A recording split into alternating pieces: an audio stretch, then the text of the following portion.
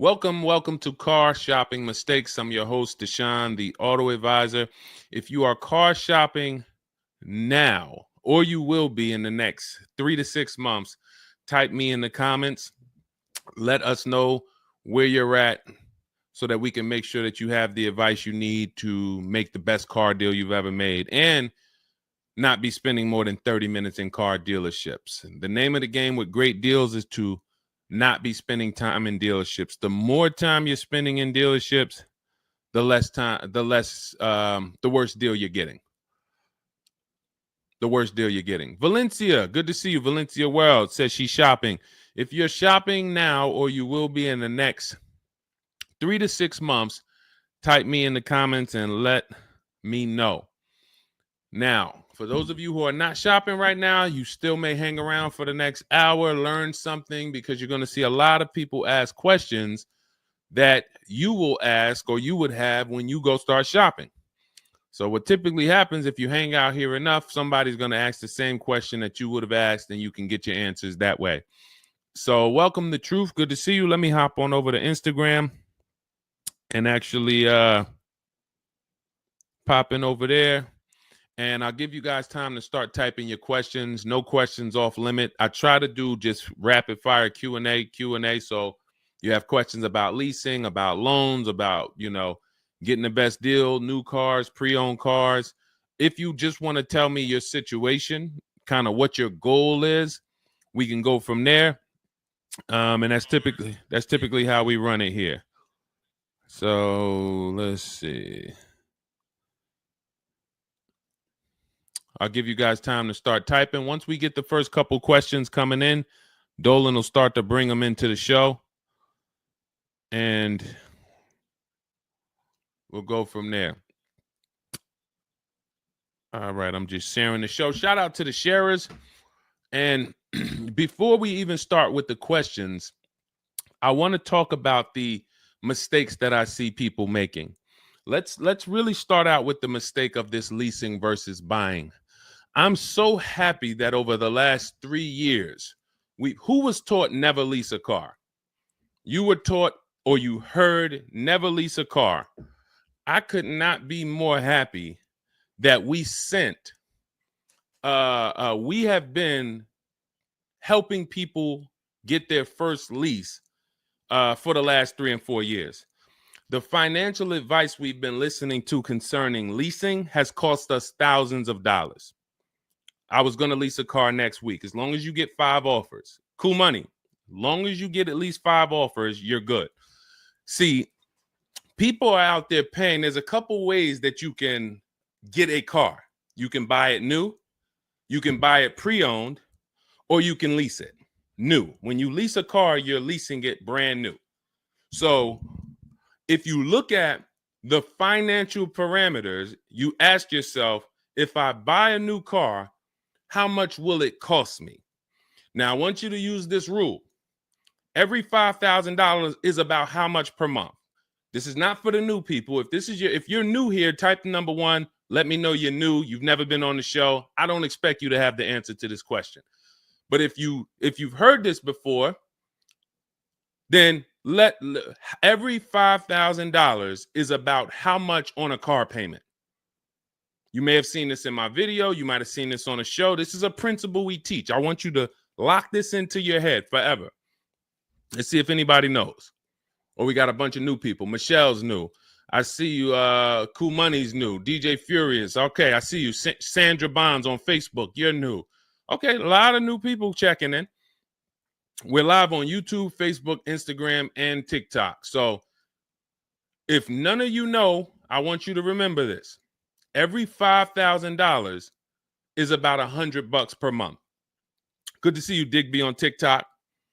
Every $5,000 is about $100 per month. So how do we turn that into a real budget?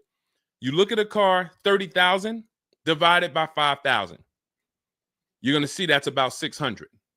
Well, that is 600. So when you see that a $30,000 car to purchase is $600, if you borrowed that money, now you know about how much that car is going to cost, about how much $600 a month will get you if you purchase. Now, if you lease, $600 a month, depending on the lease deal, could get you a $50,000 car. So we're driving. So if your budget is $600 per month, then you have a couple ways that you can get a car. You can go find a $30,000 new car, no money down. You're at about $600 on a 5-year loan. You can go find a $30,000 used car. You're about $600 on a 5-year loan. Now, for $30,000 used car, maybe it was like $45 when it was new. You get it for $30. Or you can get a $50,000, depending on the lease deal, brand new car that you lease. So let's drive this home. You have people pulling up in cars. They're all paying $600 a month. One of them is driving a brand new $30,000 car. They didn't put any money down. Another one is driving a $30,000 used car. They didn't put any money down. $30,000 car. Another one is driving a $50,000 brand new car. They didn't put any money down. Who's getting the most value? In the short term, it's the person driving the $50,000 new car. It's nothing you can say about that. It's no like, well, it depends. Nope. $50,000 brand new car, $30,000 brand new car, $30,000 used car. The person driving the $50,000 car at $600 a month is getting the most value, hands down. Now, in the long run, where do the people who buy win? That's where we talk about the 8-year rule. That's why if you're buying your cars and you're keeping it 8 years, you should be purchasing, not leasing. 8 years is when you win. So that's where I wanted to start at. Let's start, like, tear down this bad information you've heard and you've believed about leasing. And I see people asking, we got a lot of questions coming in. I see you, Jaguar Music, on Instagram. I see you, Cool Money. I see you, we got quite, I see, hold on. From what I can see, we got like 4 or 5 questions waiting. So Dolan, you could bring in the first one. Type your questions in, anything you want to ask. If you want to ask about leasing, I saw someone asked about bad credit. What about if I have bad credit? What about mileage with leasing? Just start typing those questions. We'll bring them all into the show and we'll get to them one by one. Is that true for someone that went into bankruptcy? Okay, so if you came out of bankruptcy, your goal should be to rebuild your credit as quick as possible. Right now, your credit's blank. You come out of bankruptcy, your credit's blank. You have nothing there, and that's a good thing and a bad thing. It's easy for you to build. I've seen people come out of a bankruptcy and literally they have a 700 score in 1 year. They're going to go get credit cards. Just like if you're 18. If you're 18, you go get credit cards, you don't use them. Pay $15 gas, or you don't have a car yet. You pay $15, $20 a month for something, pay it off. You're going to have a 700 credit score. The more you don't use your credit, the more credit they give you. So when they see that you have the credit, $500 credit card, $1,000 credit card, you're not using it, credit score is high because your utilization is low. So that's what you should be doing. You cannot come out of a bankruptcy, just wipe your credit, and then go into the dealership and be like, okay, now I can get a car. You have no credit history. So the first goal should be, let me rebuild my credit as quick as possible. And you can do this quick. Follow Shonda Martin. Some of you know Shonda Martin. She's on pretty much every platform we're on right now. And she's road to 750 plus. Now you got to let me know. Can you wait and build your credit for 3 to 6 months? Can you start to get some type of credit history? Or are you in need of a car right now? In which case you have to get a car with bad credit or no credit. Because if you don't have anything on your history, that's technically no credit, which is bad credit. So, okay, you need something ASAP. Okay, so what you should be doing, and again, if you don't have good credit right now, you should be buying the smallest car you can with the lowest payment. I got into the car business 2006. I was 22. I've been in and around the car business since then. So what is that? Almost 20 years now? The mistakes come from 2 things. You don't know what to do. A lot of the stuff I'm going to say, oh, I didn't know I could sell a lease, Deshone. Oh, I didn't even know I could sell a car if I don't have the title. It's not paid off yet. I thought I had to pay it off to sell it. Deshone, I didn't know every dealer, every, Toyota dealer has a different price. I thought they were all the same price, like the Apple store. All of that is you didn't know. Oh, I didn't know about leasing. I thought it was this. I thought it was that. I had misconceptions. All of this stuff has cost you thousands of dollars. That's you not knowing. The other problem is you know and you don't do, because now I'm going to make sure you know. So once you know, it's your obligation, or it's up to you if you're going to do. So if I have bad credit, I'm looking to rebuild my credit. I need a car right now. First thing I'm doing is asking myself, in my book, Cars from Home, first step is how many years you're going to keep the car. Because we need to determine, are you going to lease or you're going to buy? Are you going to lease or you're going to buy? You don't determine that based on how many miles you drive or, it's the 8-year rule. Are you going to keep the next car 8 years? Who keeps their cars more than 8 years? Type K. Because you're buying what we call keepers. If you're a keeper, Deshone, every car I buy, I'm keeping this thing 8, 10 years, 12 years. When the transmission goes out, I go and get another transmission. I see we got keepers. Shout out to the keepers. Michelle, we got Chantal. Who are the keepers? Sandra Bonds on Facebook. I see you. Where are the keepers at? K Mathis on Instagram. Keepers. These, you should not be thinking about leasing. Who's the keepers? See, we like to make this clear. Lon, I see you. Kara, keeper. All right. You need to be very clear, because people be like, Deshone, you talk about leasing a lot. Should everybody be leasing? No. Everyone who's not keeping their cars 8 years should be leasing. And if you don't have the credit to lease, your goal should be get the credit to lease. But so the first question I'm asking you, if I have bad credit, is how many years am I going to keep this car? Now, to those of you because if you don't have bad credit, or if you don't have marginal credit, somebody is going to have it. There's a lot of people getting hit in this economy, and they're going to have credit challenges and need a car. Why is this important? Because let's just say I don't have good credit, but I'm a keeper. That means I'm not thinking about leasing. I'm looking to get a car that I can keep for 8 to 10 years or more, and I don't really have good credit right now. No problem, because the goal is find the best car for the best price, and then I'm going to get a loan, and I'm going to pay more for that loan because my credit is bad. I still need to get a great price on the car. We got to talk about that. Separating the price of the car from the loan. Some of you are savvy and you understand this, and some of you just mix these things together. But when it comes to getting a high interest rate because I have bad credit, as long as I get a good car, once my credit is better, what can I do with that loan? So let's say I got a great price on a car. I got a car, it's going to last 10 years. It's perfect, but I'm paying 21% interest. So I'm going to fix my credit, work on my credit.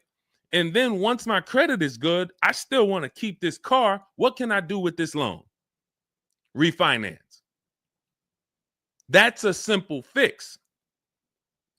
But if you don't realize that you're a keeper, then you're going in and you're getting a bad car, 6 months, a year down the road, 2 years, the car's having problems because you didn't take it seriously that you needed a long-term car. So not only did you mess up the plan because the car is going to start having problems, now I got to see, do I want to fix the car, or do I want to, I got to make the payment, now my payment's due, but then the car's having problems. All of this can be prevented. And you need to know up front what your goal is. But if your goal is to lease, Deshone, I'm not keeping cars 8 years and I don't have good credit, you should be buying the smallest inexpensive car you can that you can get a loan on. $10,000 car, go drive it for 2 years, make your payments, and then switch into a lease. If you're driving a car, if you're buying a car to keep, then you can go and get a nice car, get the most car you can afford comfortably. You're going to have a high interest rate, and then you refinance that car when you actually get, your credit up. So this is all in my book. My digital book, Cars from Home, breaks all of this down step by step. Whether you have good credit, bad credit, how to know when to lease, how to know when to buy, new car, used car, you drive a lot of miles. I have plans in there for everybody. It's a digital book. It's 5-star rated. Thank you to everybody who went to Goodreads and reviewed the book. You can get a copy of the book. It's normally $97. You can get it as part of my launch offer for 75% off. That's $24. It's for 2 hours. So as long as you get there, go to my TikTok bio, my Instagram bio, the YouTube comments or the Facebook comments, click that link, and you'll see $24 for 2 hours. Once that, as long as you get it before that, you got it for $24 instead of $97. And you can have everything step by step. So you're not worried about, I'm trying to remember all of this. You can watch the replay on YouTube too. But all of this is everything I'm teaching is part of a plan. It's not me winging it. This all comes out of my book. All right, go ahead, Dolan. Bring the next one up. Keep typing your questions. I know we got a lot of questions coming in from all 4 platforms, so Dolan will bring them into the show. Just keep on typing. What is considered marginal credit? Now, this is going to depend on what you're trying to achieve. I like to see all right, who's a homeowner? If you're a homeowner, type me. Now, if you have marginal credit before you bought your home, your realtor or your mortgage person probably told you, go work on your credit and then get your credit to this to get a mortgage. A lot of people do that. They go and they work on their credit, and once their credit is a 640 or 620 or 660 or whatever it is to qualify for the mortgage, they go and get their mortgage. That's how it should be with a car. You want to get yourself, if you have the time, you want to get yourself to about that 660 mark. That 660 mark puts you, and I'm talking, do not use Credit Karma. Do not use Credit Karma. The amount of people who used to come into the dealership we run their credit, it's low 6s, 609, 590. And then they call me back, a couple months down the road. Oh, Deshone, yeah, my credit's better. And then we come in and they're like, yeah, I think it's up to about a 660, 680 now. And then we pull it and it's a 620, 630. And that's Credit Karma. Do not put yourself in a position where you're listening to Credit Karma. Pay. You can go to Google and you can type in, get my FICO scores. You want your FICO scores direct from the credit bureau. If you don't subscribe to a thing that gives you it before you go and make a purchase, you want to know what your FICO score is, not what a Credit Karma score is. But if you have the time, you want to try to get your FICO scores all above the 660, 670 mark. That's going to be in that good category. You can qualify for a lot of leases. Now, if you're in the 650, I want you to think about this. I have something I teach called credit and when it comes to profiles, leasing and credit. It's easier to get a loan to buy a car than it is many times to qualify for a lease. If you got a low 600 credit score, a lot of people will approve you. They're just going to approve you at a higher rate, higher interest rate. With a lease, it can work similar. But sometimes where you're in that low 620, 630, it's very tough to get approved. They're not going to take that much risk, but you may have a strong profile. So when you go into this, it's not black and white, guys. It's not like you can say, if my credit score is this, I'm done. What if your credit score is this, but you have a car payment already you've paid on time? When I worked for Mercedes, I worked for Mercedes for 5 years. We'd have people whose whole life was falling apart, but they never missed a payment on their Mercedes, and they get approved all the time. Everything else is falling apart, behind on the home. But if Mercedes sees you pay them, you got approved. So what I say is a current car. That's why those of you, if you're building to get a lease, if you're building to get a better car, pay that car on time that you have now. Because the best thing you can do is have a history of on-time payments on your car. That means a lot to a bank versus missing the car or putting the payments on the back because you thought that somebody told you could do that and it wouldn't affect your credit. A lot of people learn the hard way. Oh, I thought when I put the payment on the back, it didn't show as late. It does. So we again, I'm here to tell you everything from the inside. I've been helping people for years. We have people all around the country. You know, we'll bring a lot of them into the show. Marguerite, Brian, you know, a lot of the people who write in, Sheree. But we have this. I'm telling you from the inside, not from your perspective. I'm not like the public, and it's like, oh, this guy this guy must have really learned about buying cars because he's teaching. No, I'm from the dealerships. And, you know, if I wasn't doing what I was doing for 10 plus years, that was my job in dealerships, working with people, looking at banks, looking at credit reports, sitting there, seeing people turn down, seeing negative equity. So that's where my solutions for you come from inside. And so I would tell you, try to get to that mid sixes mark. And you'll put yourself out of a manipulation zone. You can qualify for a lot more things. All right, I see you, Michelle. I see you. Kim Randall, good to see you. The Savage Mama checking in. Abdul checking in. Good to see you. Go ahead, Dolan. You can bring up the next one. All right. Shout out to Dad. Y'all running the likes up on TikTok. Thank you so much. Thank you to everybody who's double tapping the screen. We appreciate you. Can you talk about putting money down or not when purchasing a car? So important. Listen, this is a good one. This is a good one. I don't know who asked this question, but this is a good one. Can you talk about putting money down or not when purchasing a car? So here's how you want to make sure your down payment never gets taken if you are purchasing a car.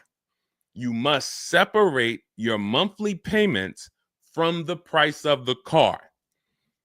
You make the mistake sometimes of going in and saying, what's the payments on that car? Who's ever said that? Hit the like button, type me. You ever said, hey, what's the payments like on that car right there? The reason why we don't do that is because you're actually mixing two transactions when you do that. Thank you for being honest. Shout out to the people who are being honest. You're mixing two transactions. You're looking at the price of the car and you're looking at the loan details, which equate to your monthly payment. See, if you pay cash for cars, then you understand you don't care about the payments. You go in, you're trying to find out the out the door price. What is my out the door price from the car for this car? If you're doing it our way, you're doing this from home. Bunch of dealers submitting offers to you.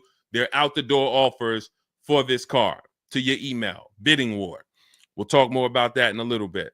That's the cars from home way. But once you get the out the door price, you then say, all right, that car that I want, $32,000, including all my tax, all my fees, $32,000. I pull up my auto loan calculator. How much is $32,000 on a car payment? Well, 5 years might be around $620 a month. 6 years might be around $550 a month. Okay. Do I want my payment to be that high? If I could afford that payment, do I want my payment to be that high? You see how we've separated the price of the car from our loan and our monthly payments. This has nothing to do, and this is what we call the 3 pillars of great car deals. 3 pillars. You cannot get a great car deal if you're mixing these 3 pillars. First one, who I buy my car from. Second, who I get my loan from. Third, who I give my old car to and sell it to. That's why we don't say trade here. That's a curse word. Forgive me if I even saying it. And if, we get some questions about trade-ins, we'll explain why we don't trade cars. So we have to separate these and bid out each one. You have so many online tools at your disposal that you just don't know how to use yet when it comes to your cars.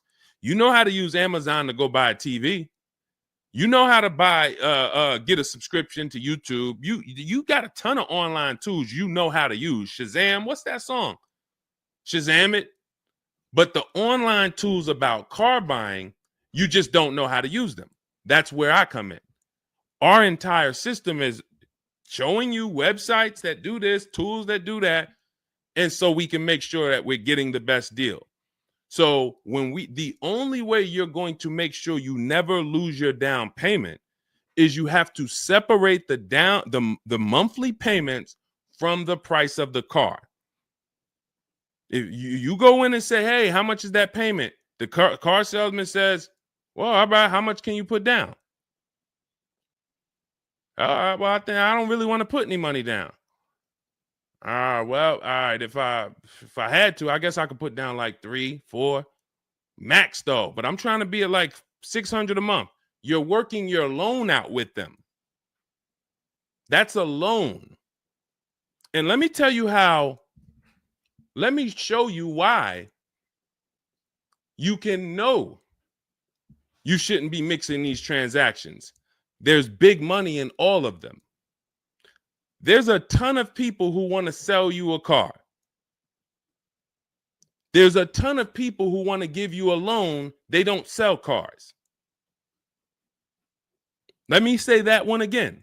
There's a ton of people who want to give you a loan. They don't sell cars. They want to compete for your loan. That should tell you there's a lot of money in the loan business. Then there's a ton of people who want to buy your car from you. Your car you have now.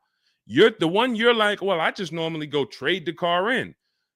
Well, how many offers are you getting when you trade the car in? Well, I usually just get the one from whatever the dealer says he's going to pay for me. Okay. So there's a ton of people who want to buy that car from you. They don't care about selling you a car, and they don't care about giving you a loan. So when you buy a car from a dealer and you give them your old car on trade-in and you get your loan from them, you just gave them 3 transactions. You did 3 transactions with them in one. Do you see why it's impossible for you to get a great deal doing that? Type $signs if that makes sense. Who's locked in? Because I know sometimes we only got a couple people that be watching. Some people, man, you're cooking dinner and you're like, I hear you, Deshone. You're not gonna save $5,000, $10,000 like my students, and you're cooking dinner and you're just trying to listen in on the side. Look, you're not gonna get this. Look, person got a Kia $439 a month, $35,000 car. Look, save probably $6,000 off the car.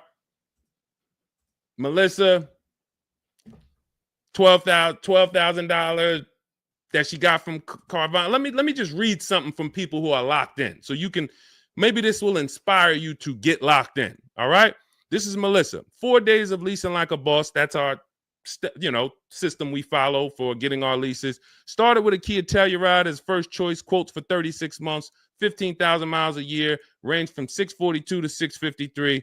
Went to a Honda Pilot. Ended up getting quotes as choice B from 616 to 713 after contacting every dealer in North Carolina. She did this from home, right from home. She got after contacting every dealer, the dealer I ended up leasing from originally quoted me 719, came back at 616 in 3 days with 0 due at signing. This is on a, where's her car at? I can't see. Hold on, 616. Oh, that one wasn't clear. All right, here, let me read this one. Thanks so much for these resources. I read the entire book last night. Already been underway trying to put my deal together. What a great book. I have my quotes together, and now I'm ready to take the next step with the calculator. Big fan of your channel and the resources. However, when we shop for 12,000 miles per year, do we adjust to 15,000? So these are people who are taking action on a plan. So when you see the plan, there's going to be different results. If you're out here winging your car process, oh, I hope I did this. Oh, shoot, I thought I watched the Instagram video. They told me don't say that. I shouldn't have told them I had a down payment. You're not going to get it. You're not going to save $5,000 or $10,000 on your car payment, on your car transaction accidentally. You don't just slip into that. So lock in and grab this lesson now. I need to separate my transactions. Who I buy my car from is one transaction. I'm going to bid it out. I'm going to give a bunch of people an opportunity to sell me this car. If I'm looking at a used Toyota Camry, I want to see every Toyota Camry within 150 miles, and I'm going to narrow it down, and I'm going to pick the best one, independent of my loan. My loan is a whole nother story, because when I shop for my loan, I'm going to do the bank bidding war where I can have multiple people. I don't even want to mention that without telling you about it, because it's like, whoa, what's the bank bidding war, Deshone? Okay, so you can have multiple banks and credit unions compete for your interest rate in a small period of time, and it's going to weigh on your credit score like one hard inquiry. Like one hard inquiry. Mamba Mentality, I love the name. I love the name. Why can't I do a super chat? I don't know. Yinka, good to see you on Facebook. IB Johnson. On one hard inquiry. So let's just say, so when you get your loan, how do we know that 5.2% interest rate was the best? How do you know that the 7.1 interest rate was the best if you have no other offers? And what we've been used to is we're just going to go with our bank. We're going to go with our credit union. We're going to go with the dealer's bank. Why? We're going to make these people compete. And when you do this, when you do it this way, you can have people compete in a short period of time and get multiple offers on your loan without it affecting your credit score. But it has to be done in a small window of time. Now, if you Google it, rate shopping, it'll say between 14 days and 45 days. You do it our way, it's going to take you 48 hours. And you don't do this until after you find your car. After you find your car is when you do a hard inquiry. You let these banks and credit unions compete for your loan. And again, you notice I've already found my car. I already got the best price on that car right there at ABC Motors. I got that thing on hold. Don't pick up the car the same day. As much as they're going to ask you, hey, you want to take it home today? You want to take it home today? No. If I take it home today, when do I have time to go shop my interest rates? I'm not taking it home today, but let me get my buyer's order with my numbers on it. Let me go home and let me actually do my shopping for my loan and my interest from home. And then if you can actually beat that rate, it's a competition. But because you didn't know that you could let multiple banks do this in a short period of time, you're only going to your bank. You coming back with a 6.49. Well, I guess that's good. What if somebody could get you a 5.49? Do you know how much a difference between a 5.49 and a 6.49 is on a loan? Could be $1,200. This is why we're getting all the money. So again, all of this is in my book, digital book, Cars from Home. You don't have to wait for it to come in the mail. You can have it by the end of the show. It's in my TikTok bio, Instagram bio, Facebook comments, and YouTube comments. Normally $97, but you can get it as part of our welcome offer for $24. As long as you get there before the 2 hours is up, you get it for 75% off. It'll have everything in there. That is the bank bidding war. If you're not, again, before we go to the next question, if you're leaving the dealership wondering, if I was to walk up to, yo, Deshone, what's going on, man? Hey, I just got this car, man. What do you think? Okay. Did you get a good deal on it? Yeah, man, I definitely got a good deal. How do you know? If you're not saying to me, yo, man, you know how many offers I saw? Man, I got about 6 offers on this car from different dealers. This was the best one. Okay, you did good. What about your loan? No, man, listen, my bank competed, credit union competed. The dealership told me none of their banks could beat what my bank gave me. Congratulations, man, you got a great deal. But if you don't have that same confidence, you did not get a great deal. And now you're driving in a $30,000 car, $50,000 car, and you don't have the confidence that you actually didn't leave thousands of dollars in these dealerships. This is crazy. And when you get mad and stop accepting it, you'll listen to what we're telling you to do. If you think you deserve that abuse, then you're going to keep doing the same thing. That's why you got to unlearn. Okay? So separate your transactions. Who I buy my car from, I'm getting multiple offers for. Who I get my loan from, I'm getting multiple offers. Who I sell my old car to, I'm getting multiple offers. And with the internet, I can do all of this right from my house, right here. All right. That's the Cars from Home way. Let's go, Dolan. All right. Keep typing your questions. I see you, Mamba Mentality. I see Mamba Mentality got a lot of questions. Samante Love, good to see you. Jay Bass, good to see you. Yep, Jay Bass. Separate transactions. Exactly. D So Chill on TikTok, good to see you. Lisa on TikTok, good to see you. Hector Ruiz, thank you, Hector Ruiz. Shout out to the sharers. Shout out to the sharers. I always got to take time to shout out the sharers. We can't do this without you. All right, how can I schedule a consultation with you? Also, does it make sense to lease a pre-owned vehicle? So let me answer the bigger part of the question first. Most leases are going to be brand new. There's only been a few manufacturers that have tried to do a pre-owned lease program. Lexus tried it. BMW's tried it. And there's certain brands that can technically lease a used car. The reason why I don't like it is because it's not enough of a wide stream. It's not enough of a mainstream program to create competition. And if you can't create competition, then you don't know if you're getting a good deal. If you walk in to lease a brand new car and you're walking in and again, we don't do this. We never sit down in a dealership. We're there to test drive only. We're never talking numbers. But if you are doing it the old way, you're going to go in and then you're going to get a bad lease deal presented to you. And they'll say, well, I could lease you this 3-year-old one and it'll save you like $150 a month. How do I know that's a good deal? It might be affordable. And sometimes you confuse affordable with a good deal. It's not a good deal because you could afford it. I want to let that sink in. We confuse, you know how many people I watch get a horrible deal, but they go home and they're like, yo, man, they got me to my payment. Bad credit usually. A lot of people with bad credit will brag about yo, man, you got to go see Joe, man. Why do we need to go see Joe? Man, he got me in a car. Nobody else could. All right, let's look at the numbers. Dag, you're paying 24% interest. You know this is an 8-year loan? You know this is an 8-year loan. Oh, nah, I just, listen, man, Joe, you sending all your friends to Joe. Oh, look, and this car has 70,000 miles on it. You paid 28,000 for it? See, because they got you to a payment you could afford.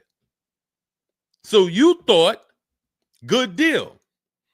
Now, I go into a Bentley dealership right now. Bentley's $300,000. And they say to me, we'll give you this Bentley for $150,000. So they give me somebody offers to give me a $300,000 Bentley for $150,000. 50% off. We're going out of business. Take it. Can I afford it? No. Is it a good deal, though? Is it a good deal? $300,000 Bentley, half price, $150,000. Many people, you don't have that in your budget to go and bring $150,000 dropping on a car. Now, if you want to do a business thing, go buy it for $150,000, quickly sell it to another dealer for $220,000. Okay, that's what we would do. But I'm not talking about that. I'm talking about just you alone. Affordability does not equal deal. A deal is a deal whether I could afford the deal or not. And the only way we know a deal is to actually get multiple offers. There's no other way. So I'm going to continue to say it. There is no other way. I've been in the car business since 2006. There is no other way for you to know you got a deal without comparison shopping. Same way if you walked into a grocery store and there was only one, you walk into the Dorito factory. There's only Doritos everywhere. No other competition. They sell them for $7 a bag. There's no competition. So everybody who's in the Dorito factory is paying $7. But when they go in the supermarket, Doritos competing against Lay's, competing against Wise. Oh, you can't be $7, Dorito. You might have to be $4 this week. You might have to be on sale this week for $2.99. Competition. It's everything else. So a lot of what I'm saying to you will click when you realize that you've been programmed to buy cars in a way that you don't buy anything else up. You don't buy anything else that way. Everything else you buy in your life is competition. People competing. Everything else only with cars, we look at one offer. So that's why when you come home, start to look at the whole market, you're going to love this. You're going to be like, man, I don't know how I didn't start doing this before. What I'm teaching is not, the whole Cars from Home system is not rocket science. We just use the internet to create competition. That's how we get crazy deals. That's how you see Alex graduated, was able to get a new lease for my partner, sold his old car to Carvana, bid that out. Notice he didn't trade it. He didn't say I traded in my car. I sold my old lease to Carvana, old 3,500. He got 14. That was his highest bid. Went test driving, got a 2025 Hyundai Tucson, got a 1.3% lease deal, no money down, $42,500 car, $580 a month, and that's a 1.3% lease. Now, $42,500, guys, would normally be, with no money down, about $800 a month. Maybe about $825 for 5 years. He's paying $580. So when we talk about leasing keeps thousands of dollars per year in your pocket versus purchasing. Thousands of dollars, not hundreds of dollars per month, but thousands of dollars per year.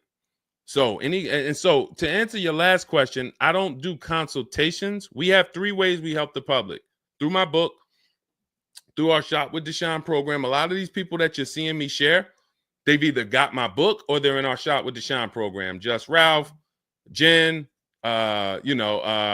Stormy. Just wanted to let you know that your package worked. $48,000 MSRP, no money down. She's paying $622 a month. That's normally a $900 payment. Marie, some of you know Marie from some of our other shows. We talked about her. Just wanted to reach out. Thank you. She used the book, saved over $13,000 off of her Mercedes, got her payment to be hundreds lower per month, maintenance included. Just wanted to say thank you. She got a 2025 GLC Coupe. Some people have this same car. You're looking at this car. You're like, hold on, Deshone, I got that same car. Did you get $13,000 off? Did you get $13,000 off? This is when we got to say to ourselves, whoa, what's happening that Marie got $13,000 off? I thought I did okay. I got $4,000 off. You see how dangerous it is when you don't get multiple offers? You thought, man, I negotiated, man. I was in that dealer for about 5 hours, man, to get that $4,000 off. Marie never went into a dealership and she got $13,000 off. So you just made a $9,000 mistake. So you could either change your behavior, go grab my digital book, Cars from Home, learn the same thing, use the same strategy step by step that Marie just used, and you could eliminate you making these types of mistakes, or you can continue to do what the car business wants you to do. So in my digital book, you have everything. That's why it's called 7 Steps to Saving Time, Money, and Avoiding Dealerships. It's in my TikTok bio, my Instagram bio, YouTube comments, Facebook comments. You can get 75% off for the next 2 hours. So you won't pay the normal $97. You get it for $24 if you get there before the welcome offer expires. And that's a digital book. It'll be in your inbox by the time we end the show. You'll have all these strategies to use for you, your family, your spouse, your kids, to make sure every transaction you're winning. You're leaving no money on the table. All right. So yes, I don't do, and you'll see in our Cars from Home toolkit in my bio, we do have a program where we shop for people around the country. In fact, before we go to the next question, let me show you what you'll be able to do. But in our case, we do this for our clients. So you get in where you fit in. I don't tell you, it's like if I put a buffet in front of you, everything gets you full. You get the book, you're there. You come into Shop with Deshone, we do it together. You watch our video checklist. You have coaching calls, we have Zoom calls, we have a private Facebook group. You get to your goal. Or you can, if you qualify, you got to have the credit. You got to be shopping for a new car. You can look into our Done For You program. You can book a call with our team. But here's an example of how big of a margin these offers. I want to show you the difference between some offers here, because some of you don't really see it. Hold on. I got to label these better for our next show. Okay, here's an example. So we can see here for this particular car, the payments ran, all of the car itself is $64,000. We're shopping for a Genesis. This particular month on this particular car, the payments range. Y'all ready? We got 6 offers on this car. The payments range from, well, I'm just reading them to you. $973, $899, $1,102, $1,066, $921, $913. Now this is initial payments. Why is there a $200 difference in these initial payments? This is why you never want to take people's first offer, because the initial payments are going to be high. But even in the initial negotiations, why is it, Deshone? Wait, all of these cars are the same price. Why is one dealer at $1,050 and another dealer is at $899? Because they're criminals. So what do you think you're doing if you just walk into a dealership and say, let me give this dealer a shot at negotiating? If you're negotiating with the dealer that's at $1,050 or $950 or $975, where are you going? And the goal is to have that dealer. This is why when these dealers come, when they come down $100, you think, oh, I had to win. Man, they just came down $100 per month. They started out, they were at $590, and now we're at $490. This has to be a good deal.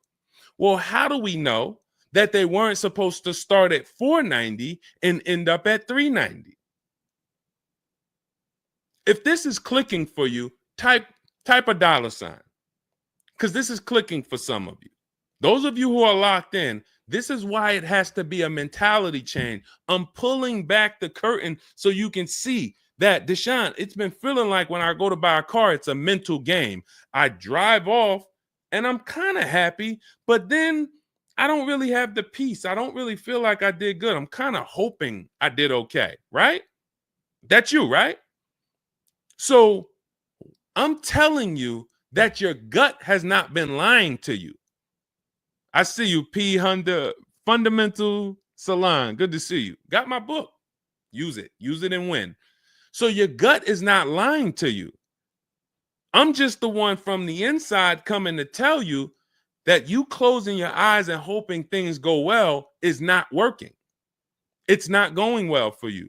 If you looked at other people, they're doing better. If you looked at people with strategy, they're getting cars for $200 a month less than you. They're getting $5,000 off less than you. They're leaving knowing that they got the best deal because they saw so many offers. You're hoping, and that hope is not leading to that hope is a bad strategy. So what you want to do is you want to change your mindset and realize that the dealer's whole goal is to keep you from shopping. If you burn that into your head about the car business, the entire goal of every dealership is to keep me from shopping their competition. And if you know that, then you're not going to go into the dealership. You're going to say, all right, how can I be at home and do this from home? Again, that's all in my book. But even if you want to make calls, there's some people, you've been on to this since 4 years ago, 10 years ago. You're like, Deshone, man, I knew, man, I don't go into those dealerships. I call around, I'm going to get me a bunch of offers. And by the time I get there, that's when I'm picking up my car. You've been on to this truth for a long time. Some of you, I'm not telling anything new. Some of you, you're like, whoa, I didn't know that really. I thought that it was all about going in and just negotiating. No, because 80% of dealers are never going to give you what we call a below market deal because they got too many other people walking in that's willing to pay a higher price. So you have to find the dealer who is going to give you that low payment out of the whole market. That's why this is a bidding war. And when you start to do this, you're going to be like, yo, why does it seem like this is kind of fun now? I kind of enjoy this. Is like a game. And you're the prize. So instead of feeling like you're begging, oh, come on, can you do another $500 off? Come on, man. I'm only asking. Get me from 520 to 499, man. You're begging.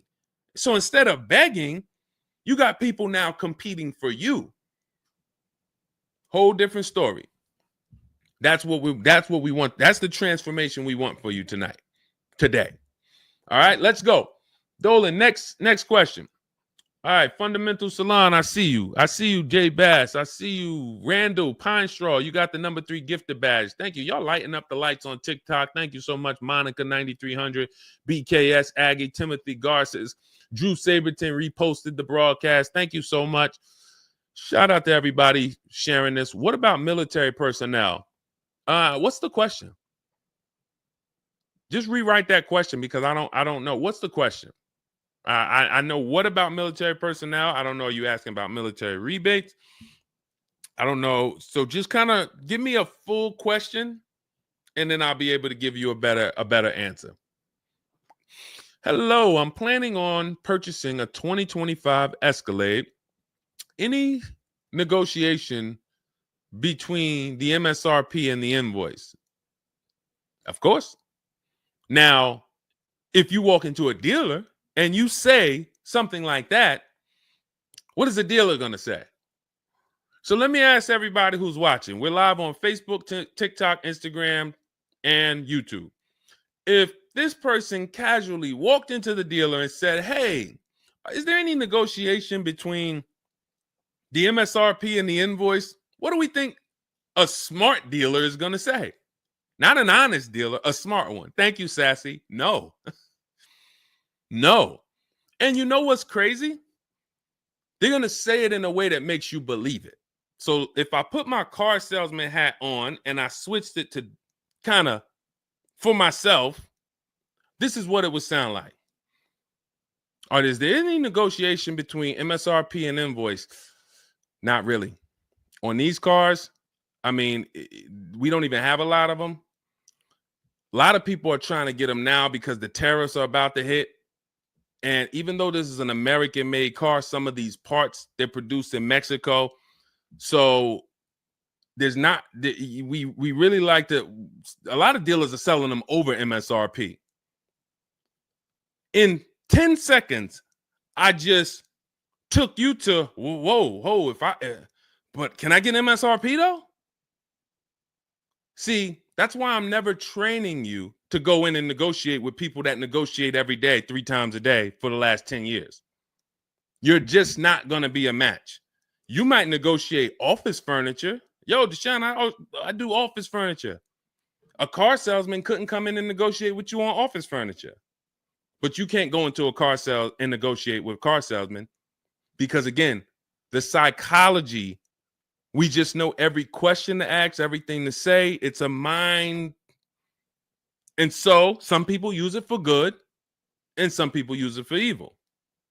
And so how do we find out what the discount is on the Escalade? We talk to multiple Cadillac dealers. Now, if you're doing it our way, in my book, I have scripts that I wrote for you. It's all by email. So there's a reason that people can actually go in, use this book, use these scripts, and come out with great deals. This is Trey. Trey got 3 cars using our system. He says, my son was in the market in 2025. He just got a 2025 Blazer. He said, I started sending emails in the wee hours of Tuesday morning. So those are email scripts that I wrote. They're in my book. You have access to them when you get my book. You're using all my scripts. We're not talking. We're not doing any of this by mouth and saying, oh, I got to remember What did Deshone say? Don't, oh, I didn't want to say that. None of that. There's no room to make a mistake. We're just typing, copying, and pasting. He says, emailed 25 to 30 dealerships, got 8 offers, closed the deal in 2 days. 2 days. So some of you, you're like, Deshone, I need a car in like 2 weeks. No problem. Trey got his in 2 days. So once you start this process of engaging with the dealers, you'll get a car in 3-4 days if you're slow, because that's the way it's set up. So he gets a $56,000 car. He closed the lease at $560 a month on this Blazer electric vehicle. $560 a month, first month's payment due at signing. That is a $56,000 car. And he's gotten 3 cars. He said his first one with our system was 2.5 years ago. He leased another vehicle for his daughter last October, and now he just got his son's lease. 1.5% lease, a 1.33% lease for his daughter, and a 1% lease for his son. So if you're doing it our way, you're sitting at home, you're getting multiple Cadillac dealers to compete by email, and then you're going to see, oh, this one's going to take off $2,000. This one's going to take off $5,000. These 4 are taking off nothing. This one, he's charging $3,000 over the list price. Oh, here's the winner. They're taking off $5,000. That's the best offer. Now, sometimes you get a deal like Sean, and we never know when the bottom is. Or let's take this Genesis. Perfect example. This is a 2025 Genesis GV80. As you can see right here in writing, if you're on TikTok, you can't see, but if you're on Facebook, YouTube, or Instagram, you can see. You can see, let me just take that comment down real quick, Dolan, so I can show the discount at the bottom of that sheet, please. Just snatch that just for 1 second. Look at that. $8,469 off retail price. Brand new 2025. Okay, you could put it back up, Dolan. Thank you.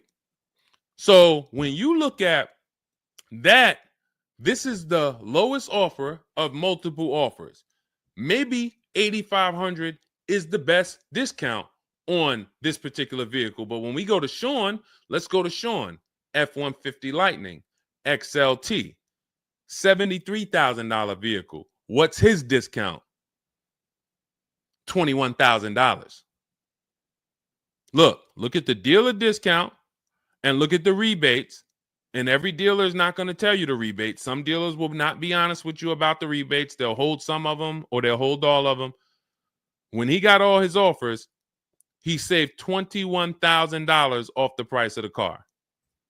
So how do we determine, to answer your question about the Cadillac Escalade, what's the discount between MSRP and invoice? We don't know. Could be the best discount could be $3,000. The best discount could be $5,000, could be $10,000, $12,000. We don't know. And because you don't know, you cannot negotiate. If you knew that the best discount you could get on a Cadillac Escalade was $8,000, you knew that, then it would be easy to negotiate. I'm just going to go on. All right, man, come on. You're at $6,000. Nah, man, I want another $1,000 at least. I'll let you keep the last $1,000, but you got to get me to $7,000 because you know the bottom, $8,000. No car that we go in to get do we ever know what the bottom is. So what you're doing is you're feeling for the bottom. But if Sean thought $10,000 off was the bottom for his F-150 Lightning, then he wouldn't have got $21,000 off. That's the danger. So when I say to you, you're leaving $3,000, $5,000, $7,000 on the table, you can't say to me, Deshone, no, I'm not. Because I get so many offers, man. I know I'm not leaving money on the table. You don't know you're leaving money on the table. I got $8,000 off my Infiniti truck I got when I leased it. How do I know that was the best offer? Because I had 7 other offers. I had 7 other offers of Infiniti dealers that I went back and forth with by email. This one giving me $3,000 off. This one $4,000. This one $6,000. This one $6,000. This one we'll do $8,000 off. You got it. You won. Took me 60 minutes. This is where I want you to get new cars, used cars. You're making your deals from home. You're the prize. You're going into the dealership to pick up your car, man. They like, man, you sell cars? How'd you was like quick, man, that you kind of knew what this was quick. Car salesmen going to love you because you didn't waste their time. You didn't tie up 8 hours of their time. They're making deals with you in 20 minutes, 30 minutes. It's great for everybody, but it's mainly great for you. That's what we want. Okay, all of this is in my digital book, Cars from Home, 7 Steps to Saving Time, Money, and Avoiding Dealerships. It's not a mail book. It's a book. You can have it in your inbox in the next 5 minutes. Normally $97, but it's part of our welcome offer. You can go to my TikTok bio, Instagram bio, click those links. You can go to the Facebook comments or the YouTube comments. Dolan has a link for you guys. You get 75% off. That's $24, but it's only for 2 hours.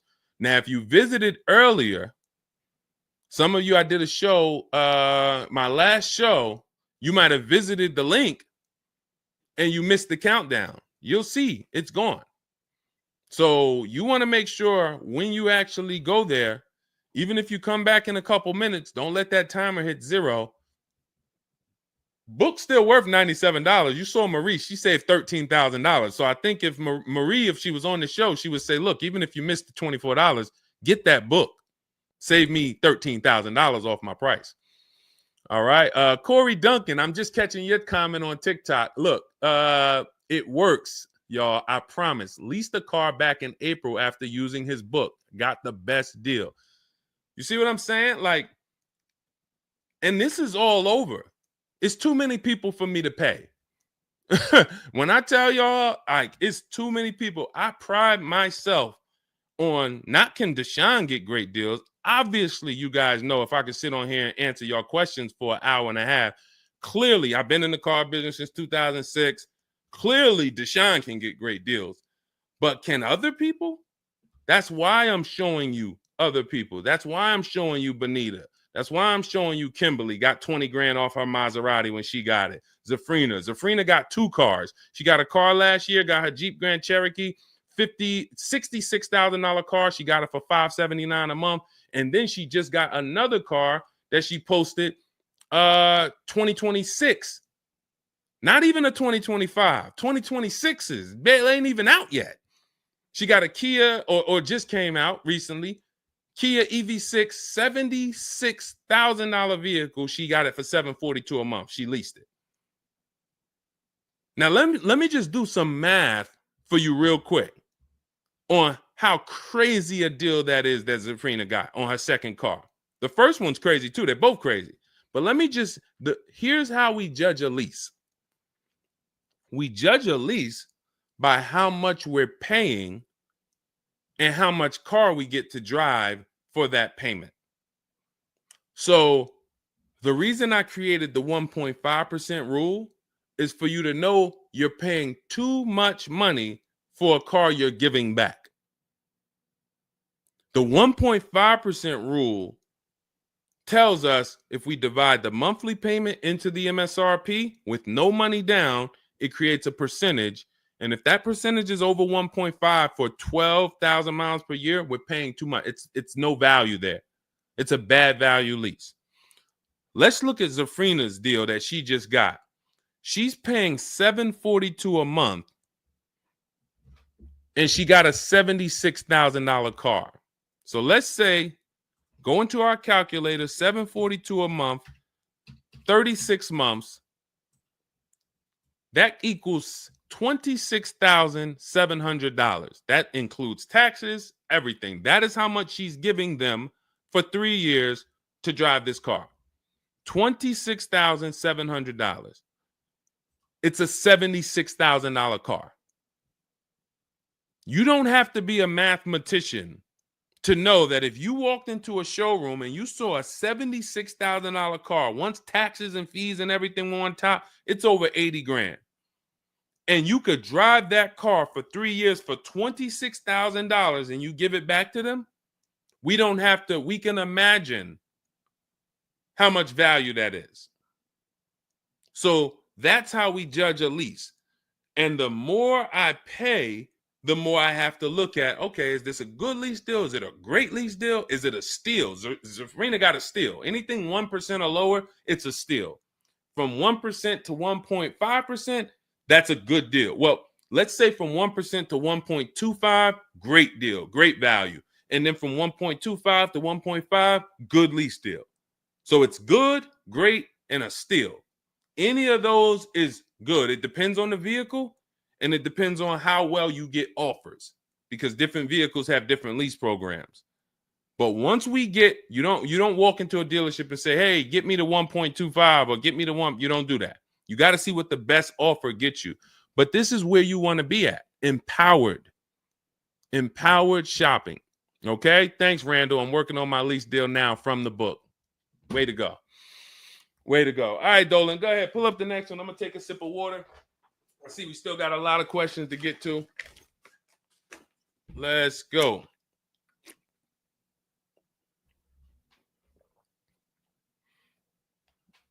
Mark is me. Good to see you on Instagram. Checking in. All right. Let's go. Does it matter if you email or call a dealership to find out the best price? All right. No. You just got to realize it's going to be different things that come with phone. The reason why. Okay. Who's a good negotiator? All right. Let me put it like this. Who's not a good negotiator?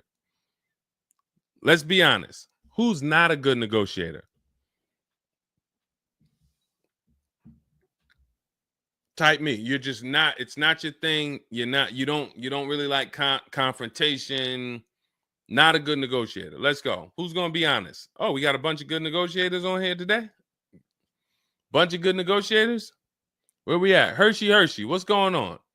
Randall, Sassy. Who's okay.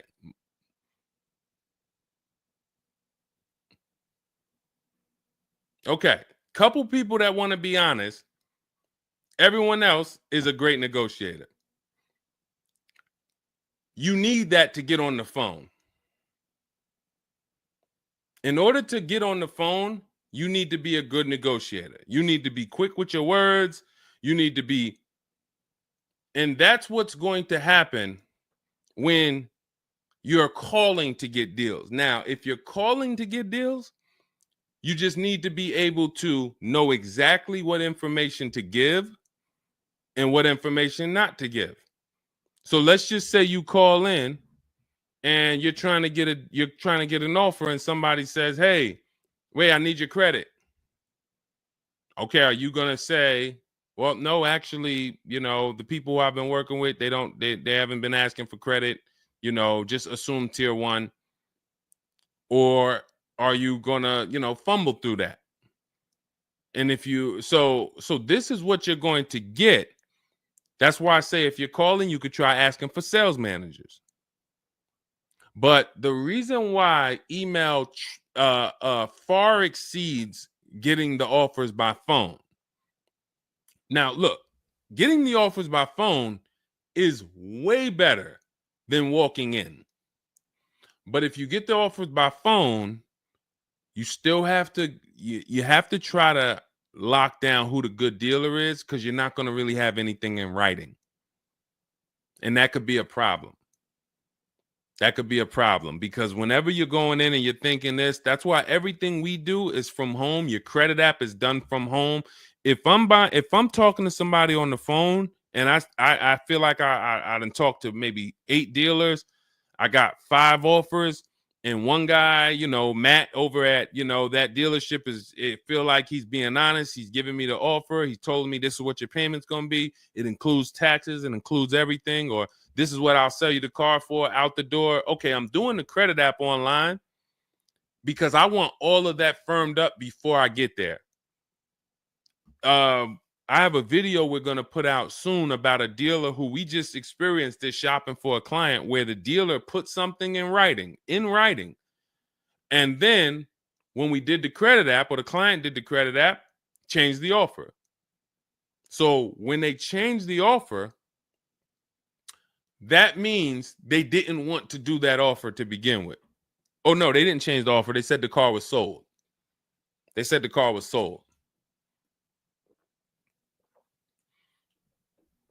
Me knowing what I know that what they wanted to do was tell you one thing and then they wanted you to come in so that you could so they could raise the price on you. This is why we are not going in until we do our credit app online. And when I tell you we are doing everything from home, except the test drive, we are doing everything from home. We're not going in, all right, come on in, let's finalize this. No, we'll come in and pick it up. You can send me the credit application. I will email you my driver's license. I'll email you my insurance card, because when you do this, your deal is solid. If you're going in the dealer to finalize your transaction, the deal is actually not solid. The deal can be changed. And what you'll see sometimes, like in this video we're going to post, is once they find out they can't get you to come in to actually change the price, that's when they're going to start changing the tune. That's when things are going to change. And okay, I see what you were trying to do. You were trying to get me in there so that you could change the price on me. So that's why email is really the gospel when it comes to us. And another thing, you don't have to talk to anybody. You don't have to remember what you're going to say. What's up, Robert Ishel? You don't have to remember what you're going to say. You don't have to worry about saying the wrong thing. When you're doing this by email, especially when you're using our stuff, if you have my book, my digital book, everything's in there. The scripts are in there. When they say, when can you come in? We have a script. When they say, hey, we only give quotes on for people who are in here, we have a script. When they say, hey, I don't have this car, but I might be able to get it for you. Are you open to that? We have a script for that. Everything, we have probably 50, 60 scripts. Everything they're going to say. So that allows us to have conversation by email. We're not just emailing. We're having, Marcus Me asked, I see a question about warranties. I got you. Hang on. Mark, we're not just emailing. We're having conversations by email. Big difference. Conversations by email move things forward. Oh, we can't do this. Oh, how about this? Hey, it's a back and forth. That's why our scripts are so powerful, and they move things forward, and they keep it on your agenda. So again, myself, I could do it either way. If I was doing one car deal, I could call around. I'll ask for sales managers. I'll talk to the sales manager. I'll try to get a car deal done. But it's the transferring of information, and this doesn't work on a used car. So this only works on new cars. So if I was buying a used car, it's a whole different system. But another reason this isn't effective. What's up, Smitty? Hopping in on TikTok. Another reason that's not effective. Again, better than you walking in. I'm just being straight up with you. If you told me is that better than me walking in? 100%. Get on the phone. You will do way better on the phone than walking in. But compared to email, you ask me like email or phone, which one's better? Email crushes it because I can have conversations quicker. I have stuff in writing. I don't have to worry about not having something in writing, and I show up and I thought that it was this and then it's that, and then it's nothing I need to remember. Yeah, I think that's enough. I think that's enough. So again, in my book is all the scripts. And without you knowing what to say when they say this, then the conversation is going to move slower and you'll be typing everything manually. What should I say to them? All right, what should I say to this? When they say, oh, can I have your full address? Okay. These are the things that you want to know how to respond to. Okay.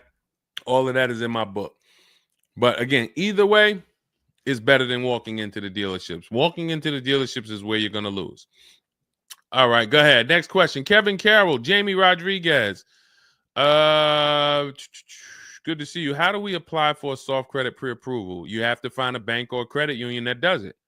If your bank or credit union should be the first people you ask, can you get a soft credit pull pre-approval? Because the soft credit pull pre-approval doesn't start the rate clock, doesn't start first of all, the rate clock starts at the hard credit pull, which means your credit bureau, Equifax, Experian, TransUnion, they're looking now and saying, okay, you have a certain period of time where you can do more of these to actually get different rates. But once that period of time closes, we're going to update your credit score. So let's just say you get that hard inquiry, and when it closes, your credit score drops 10 points. Okay. Had you gotten 3, it would have dropped 10 points.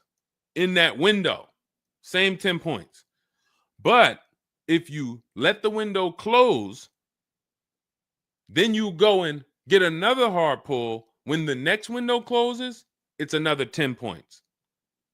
That's why we don't want to be moving like that. We don't want multiple hard pulls in a spaced out period of time. So you want soft credit pull, and if your bank or credit union doesn't do it, go to Google.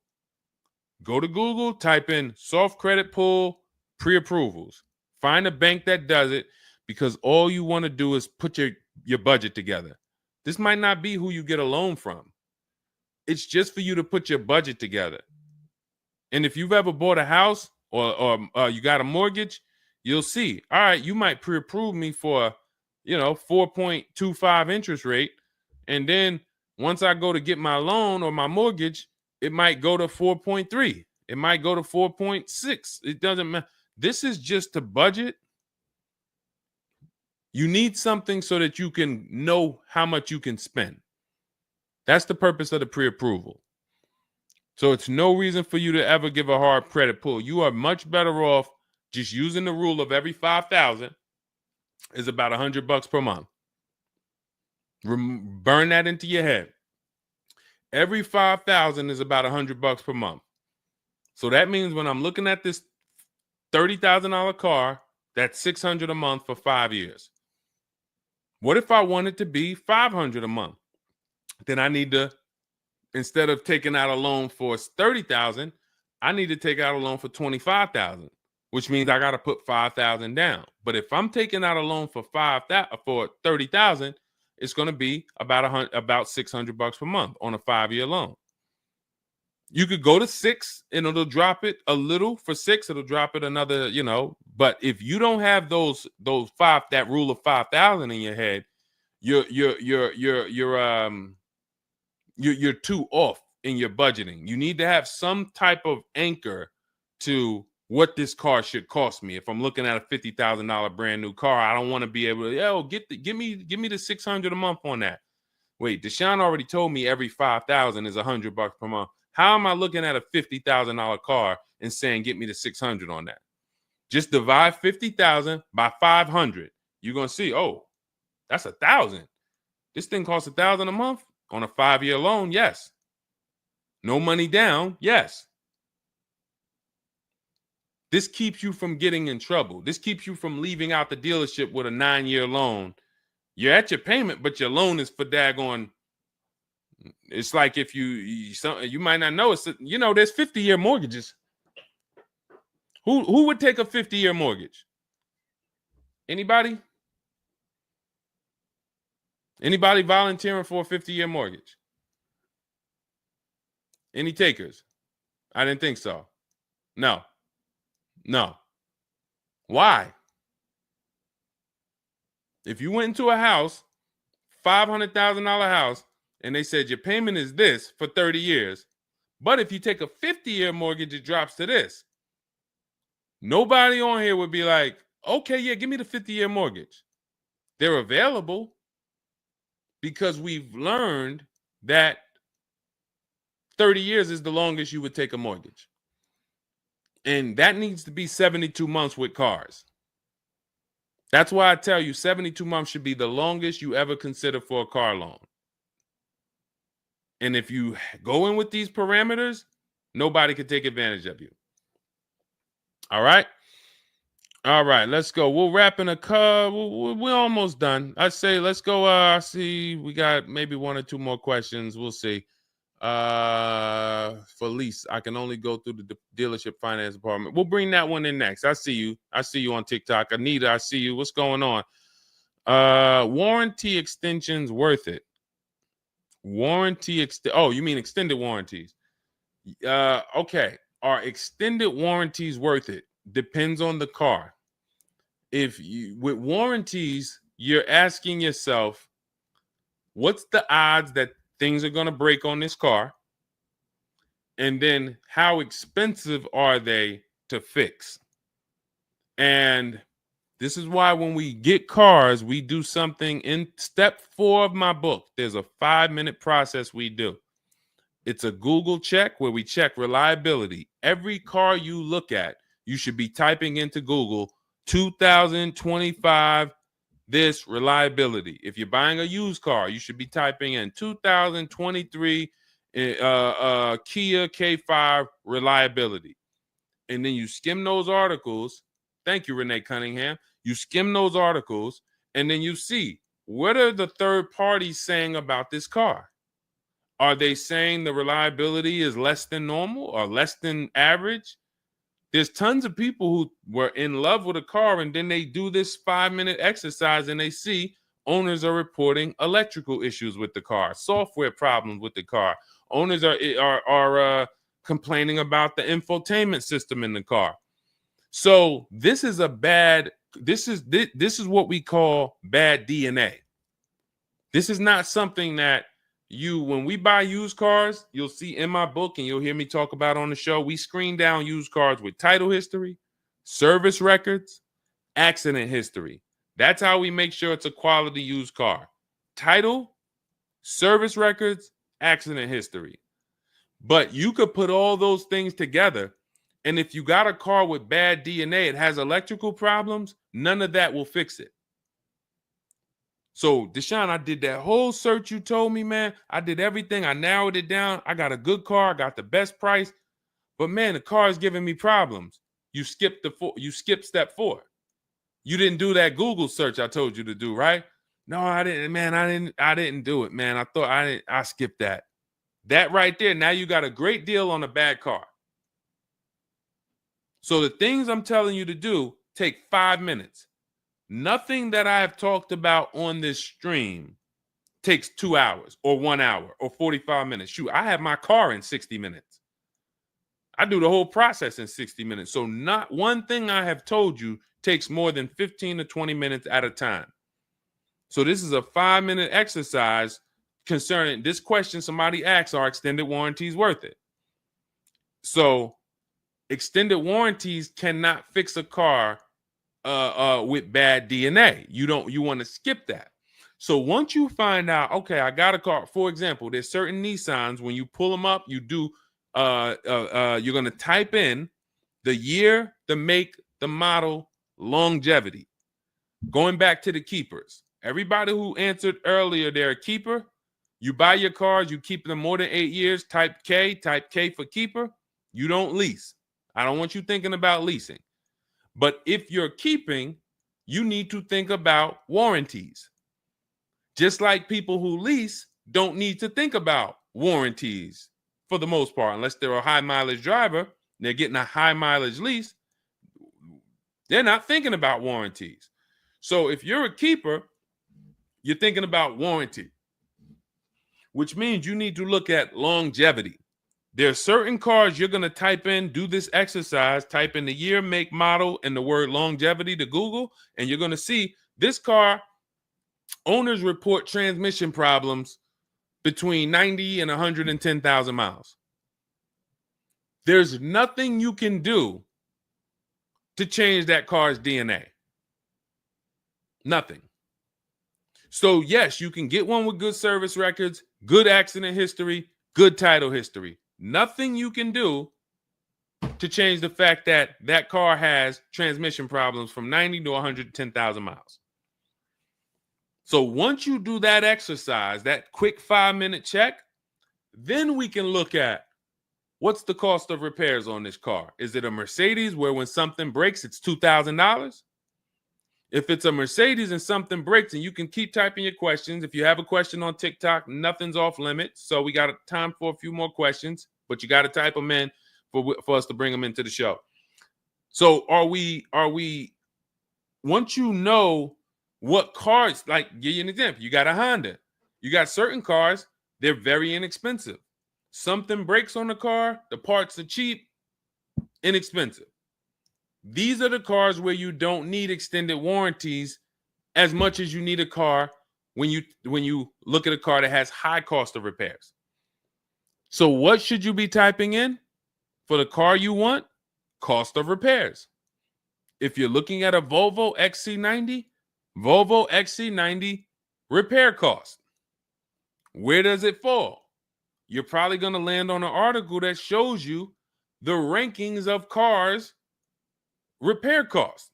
If you see that Volvo and Cadillac and Mercedes and all Range Rover, Land Rover, they're up here, then you need an extended warranty.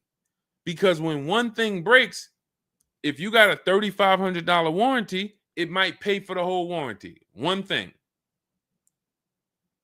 But if you're looking at a car and it's very low, Mazda or Honda or Toyota or very low cost of repair, then maybe you save the $3,000 and you don't get an extended warranty. You just put that money to the side. So it's going to depend on the car. When I worked for Mercedes, if somebody was buying a Mercedes, I told them, go in there, finance department, buy as much warranty as you can afford. That was my words all the time. Buy as much warranty as you can afford. IDK, following your book to secure a lease. How do I get it without putting money down? We don't shop with money down.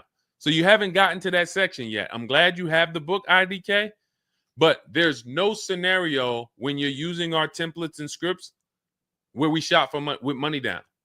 In step 3 of the book, which is deal-focused budgeting, I explain how down payments come in, and I explain the risk of down payments. But when we're in step 5, which is reaching out to dealers, where we're getting our offers, there's no down payment that ever comes into the conversation. All of our lease offers are with first month's payment due at signing. That's not a down payment because it's just like when you rent an apartment, you pay your rent at the beginning of the month. When you lease your car, you pay the payment at the beginning of the month. And that's it. That's not a down payment. That's your first month's payment. But no, all you do is just follow the book. There's no again, and stay on the steps. Here's what I want to drive home when it comes to this book. And I see we had somebody, Linda March, on Instagram. I see you. Grab Linda March's question, please, on Instagram, Dolan. Do not read this like this is some seminar. There's 2 types of people who use the Cars from Home stuff. All of our stuff is made to be like you having a conversation with me. If you jumped on the phone with me and you said, Deshone, this is what I want. What's my first step? I would give it to you and then you go do it. I wouldn't say to you, okay, Linda, you're going to do this. And then once you do that, go and do this. And then once you do that, go and do this and then do that. And then by the time you finish this, you'll see this on this website, and then you'll be ready to pick up your car then. How would that go for you? Carrie Ann, Gifted Hands Cash, good to see you on Facebook. Well, how would that go for you? You would be like overwhelmed, confused, messing up. That's the way it is when you get my digital book, Cars from Home, and you read it straight through. What you're seeing all the steps. The last step 7 is delivery or pickup, and I'm congratulating you. You did it. The step before that, we're going over paperwork in the finance department and extended warranties. You shouldn't be there because you should be going through step 1, checking it off. Deshone told me do this. Step 2, check it off. Step 3, and then once you get to step 7, which is delivery, check, just picked up my car. It's a checklist, not a Bible or a almanac for car research or car studies. That's not what it is. And so I want to let you know that so that you don't come in thinking you're about to learn a lot about cars. In fact, that's how it was when I first started. My first book was called 52 Car Buying Questions Smart People Don't Ask that cost them thousands. 52 car buying questions smart people don't ask that cost them thousands. That book's not for sale anymore, but if you Google it, it's highly rated. People loved it. People said, Deshone, I use this book, man. I learned so much and I got a good deal. Because I still was teaching you how to get to the multiple offers, but it was too much information. That was when I came and I started teaching and I said, I want to teach you everything I know. No, the way my book now is, Cars from Home, 7 Steps to Saving Time, Money, and Avoiding Dealerships, is to get you right from where you're at to your car. 90 minutes, 2 hours from home. Boom, boom. Little small exercises here, 10 minutes here, 5 minutes there. Boom. All right, I'm picking up my car. So that's why we have the success stories that we have, because of the fact that it's a focused step-by-step book. Okay? So you can get your copy in my TikTok bio, my Instagram bio, the YouTube comments, or the Facebook comments. It's 75% off. That's the welcome offer. It's normally $97, but you can get yours for $24 as long as you get to my bio and Instagram, TikTok, or the YouTube comments or the Facebook comments before that 2 hours expires. This is Brian, just got his first ever lease using the book. Thank you, Brian. 2025 Honda HRV, $30,000 car, $395 a month. That's a 1.2% ratio. No money down.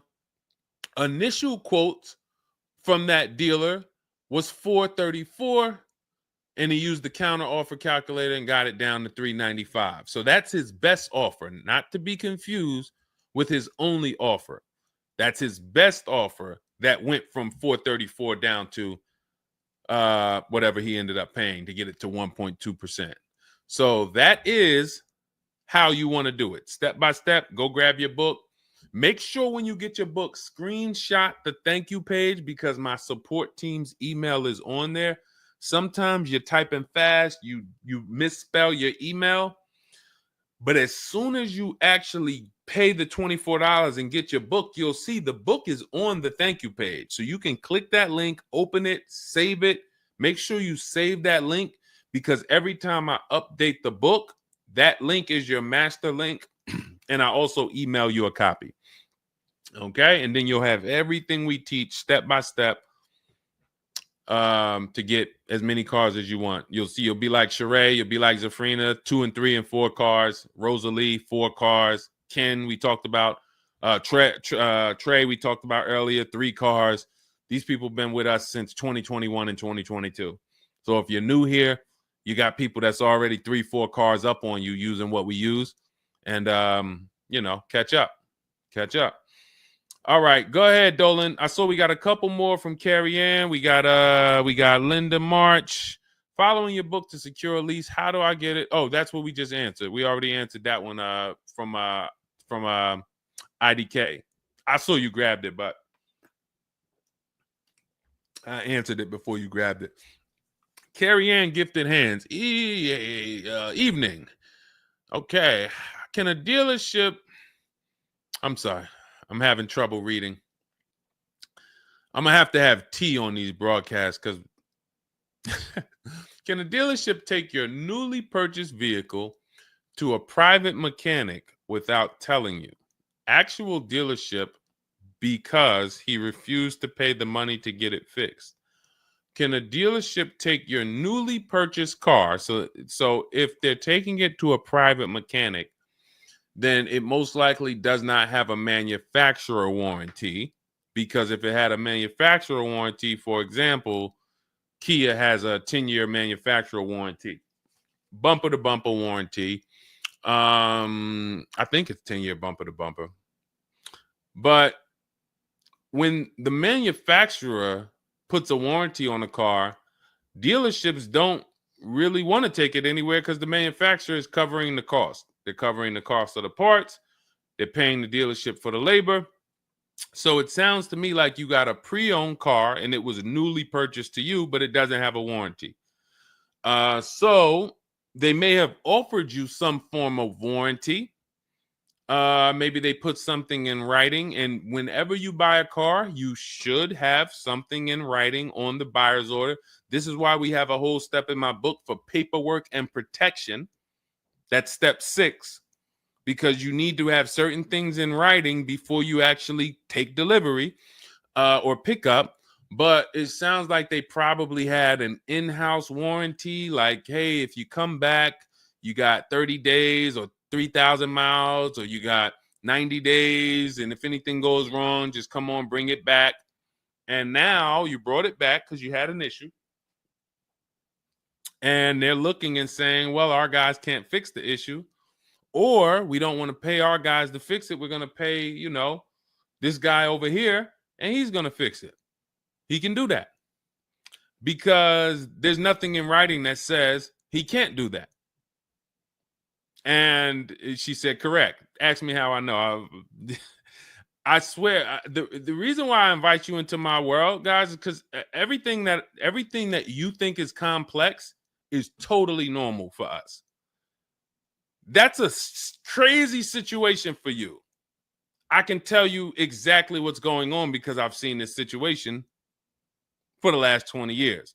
So when you're coming into our world, it's like, wow, this guy really knows. I see why he can kind of keep me calm, because this stuff is calm for me. That's where I want you. It's like being with somebody and you're going into a scary situation, but they've been here 200 times. Oh, it's dark back there. No, nothing ever comes from back there. When we get up here, you're going to hear some sounds in the bush, but that's just little raccoons and they're harmless. They actually like, oh, okay. You start to get more comfortable because the other person has been here a lot. So there's nothing in writing that says he can't do that. But if it is in writing that he needs to fix the issue, that's really all you care about. What's really in writing is you need to fix this. How you fix it and who you get to fix it, that's your internal business. If you want to take it and outsource it to another mechanic because your mechanic can't figure it out, that's fine. Some dealers have a relationship with a dealer up the road. So if, a used car dealer might take it to a Subaru dealer if it's a Subaru, and they might, but their thing is they need to get it fixed because they're obligated. You said just purchased it, went back into the shop 2 weeks later, still did not have it back. Exactly. So they're going to try to do everything possible to get it fixed. And that may include taking it to someone who they think can fix it. Now, I assume, are your payments due? Did you start a loan? Because this is different if you have a loan and you have my car and I have a payment due in 2 weeks or 3 weeks or 1 week. And if my payment is due, then I'm going to actually wait probably 1 month. And if I don't have anything in writing of when I'm getting this car back, then I'm going to make a police report. And because now I'm getting ready to either unravel this deal. You got to give me a car. I need to, and watch this. Why the police report? It's to document what's happening. First of all, people don't like to see police pull up to their, it's leased. It's a brand new car.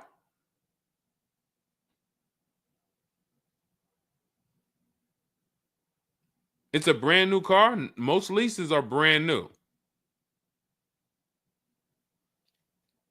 In which case, a private mechanic shouldn't be working on a brand new. No, it's used. That's another reason we don't lease used cars. That's uncommon. See, that's what I was saying. Leasing used cars is very uncommon.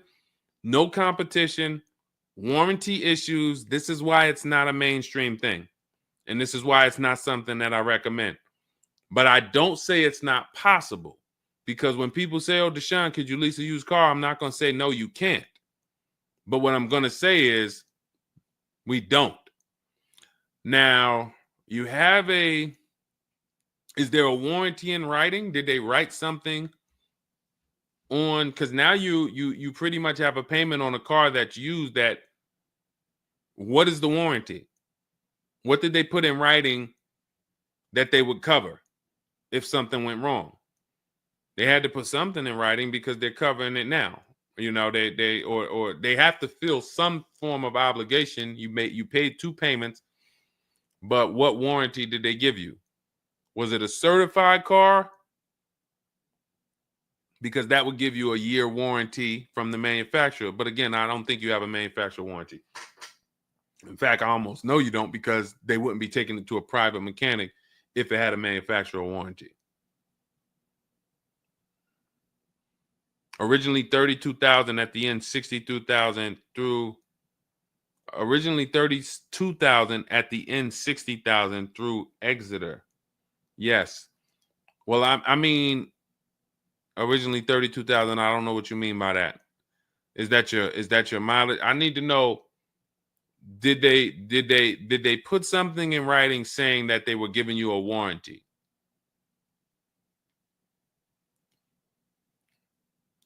We'll try to work through this, because it's no different than if you bought a car from them. There's a bank involved, but it's a used car. It's no warranty, and they're pretty much holding on to it and trying to fix it. And if they can't fix it, we need to know, are they obligated to fix it or not? If there's nothing in writing saying, hey, you have this time where you can bring it back and we'll fix it, then that's gonna be that's gonna be hell for you. So we really don't want that. So, but I can't tell you how to approach this without knowing what is in writing. And again, when you get my book, not you, I'm just gonna try to help you through, but I'm talking to you. That's why we have step 6 is paperwork. Because when you're sitting there looking at a bunch of paperwork and they're telling you to sign it, okay, sign this now. All right, this is your motor vehicle stuff. This is your okay, do you want this? What is important and what's not? What is important and what's not important? Out of all of this stuff, there may be 1-2 words on here that I need to know. I need to look at that buyer's order, and I need every used car, every single used car. I need to know what the warranty is when I drive off. Is it as is? That means when I drive off, it's on you.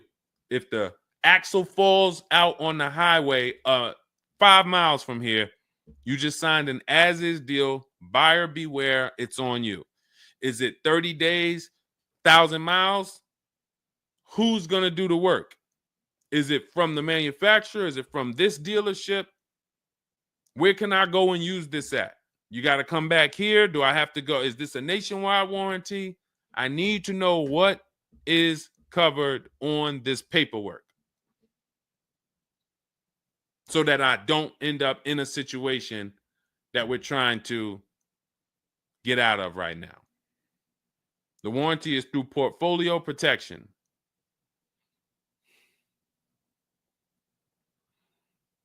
So it's a warranty. May not be a good one, but it's a warranty. So if there's a warranty, that means they're obligated to fix it. And if they're taking too long to fix it, and I have a payment, did they put you in a loaner car? Are you driving now? What are you driving now?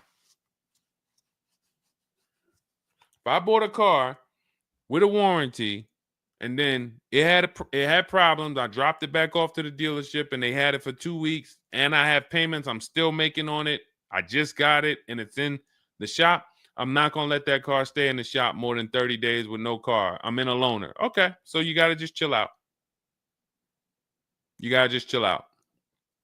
Hopefully the loaner is as nice as the car you got. And if the car and if that's the case, then you just chill out. It's not a mainstream program you're in. It's like a black market program. That's the best way I could describe it.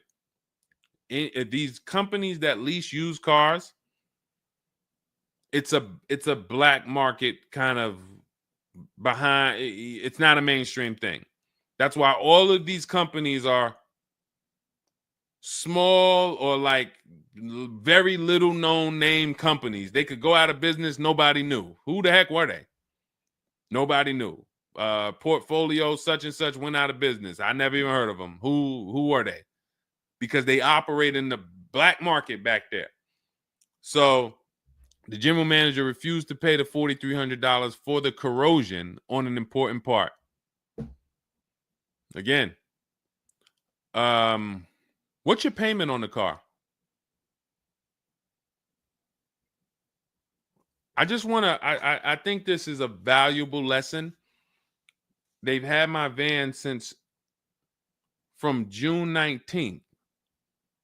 Oh, they've had the van for that long? And you've been in the loaner?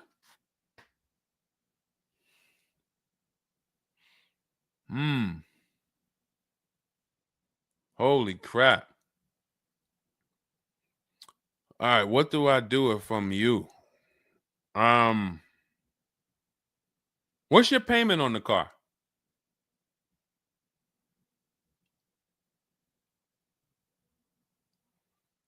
Company had your car for months. You leased it, dropped it off because it was having problems. They've had it for months and can't fix it. And you're paying $775 a month. What kind of vehicle is this?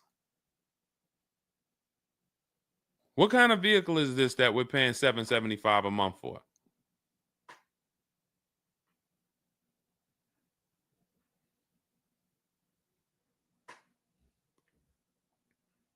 I just want to give you some time to type. I mean, I like to try to give you, I like to try to give you a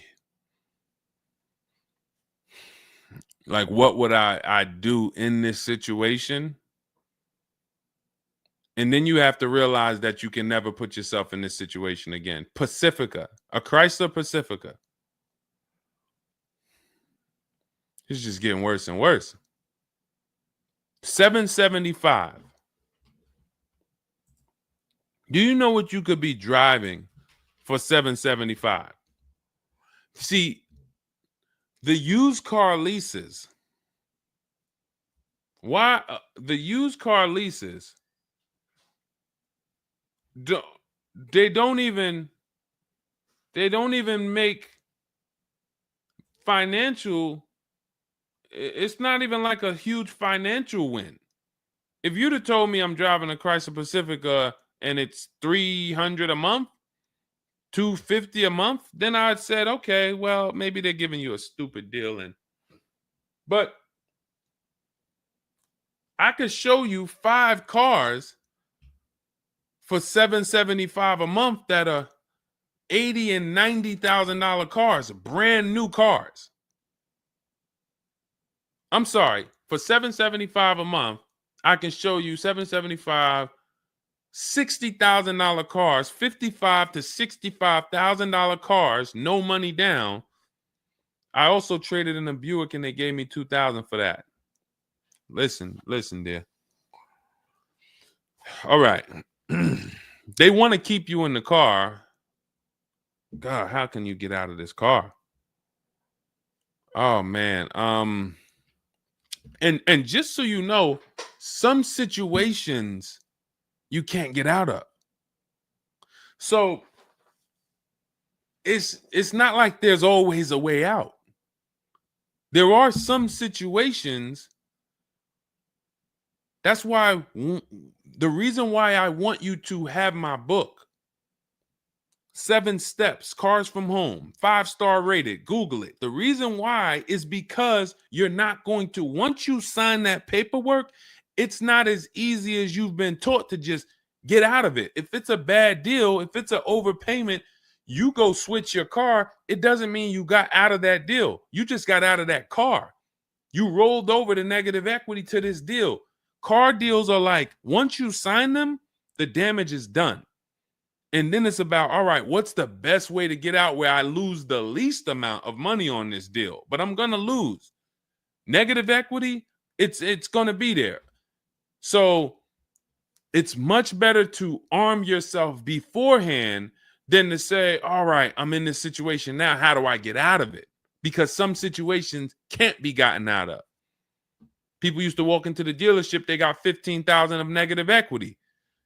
Oh man, you can't get me in nothing. Can't get you in nothing. Well, when I put you at this car, you see this car, you like it, right? Yeah, man, I like that. All right, I got you the $450 a month on that car. That's a good payment. Absolutely, man. Come on, I'll take that right now. Okay, now let's bring your $14,000 of negative equity over. Yet $450 a month. That goes up to now $700 a month. Oh man, shoot, man, yeah, nah, that I can't even afford that. But hey, here's the bad part. Even if you could afford it, the bank's not going to approve it. So it doesn't matter if you could afford it because the bank's not going to approve it. So you cannot get out of that car. So that's why you arm yourself now. That's why I'm telling you, before you need a car, before you go sign the paperwork, make sure that you are armed with the right information. So now, if in this particular case, and you have a cosigner, you put a cosigner on here, told us to wait 6 months, and then we can switch owner names and info. Every time I think this can't get worse, you make another comment, and it just gets worse and worse. They called me in yesterday to pick it up, and the same problems were present.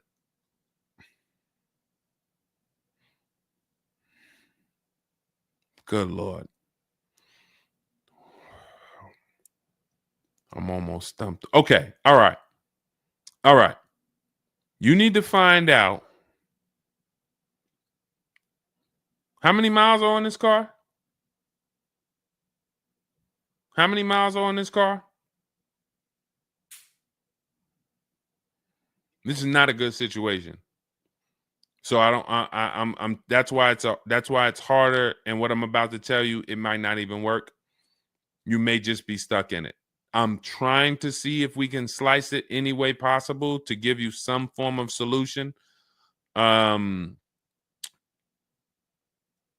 if they keep giving you the car back, same issues, 60,000 miles on the car. Okay, so what I would do is you call and get the payoff. It's gonna be low. I mean, it's gonna be high. Call and get the payoff because your payment $775. I'm trying to see if you can sell your way out of it. Can you do a lemon law on a used car?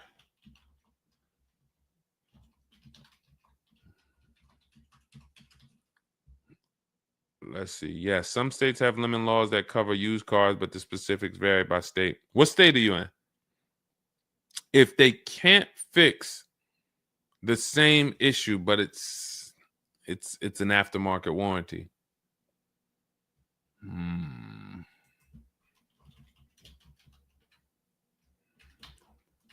What state are you in?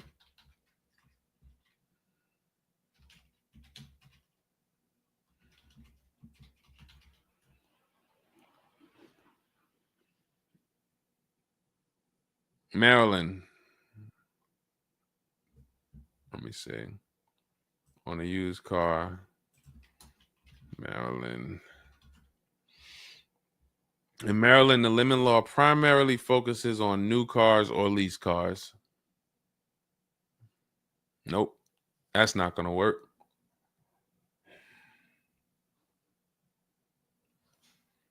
Jeez. I'm gonna be real with you. You could shoot me an email. I don't know if you can get out of this. You know, a contract is binding. You signed a contract. And let me tell you this. I don't know if you can get out of this without losing. You could just stop paying the car, have a repo on your credit. A lot of people will do that. I'm going to drop this car off, take your car back, voluntary repo, credits tore up. Not a good solution. It's going to cripple you from moving forward with cars. It's going to make it hard for you to get your next car. And then when you get a car, it's going to make that deal is going to be bad. Geez, how long is the lease? So this is just for those of you who are just joining us.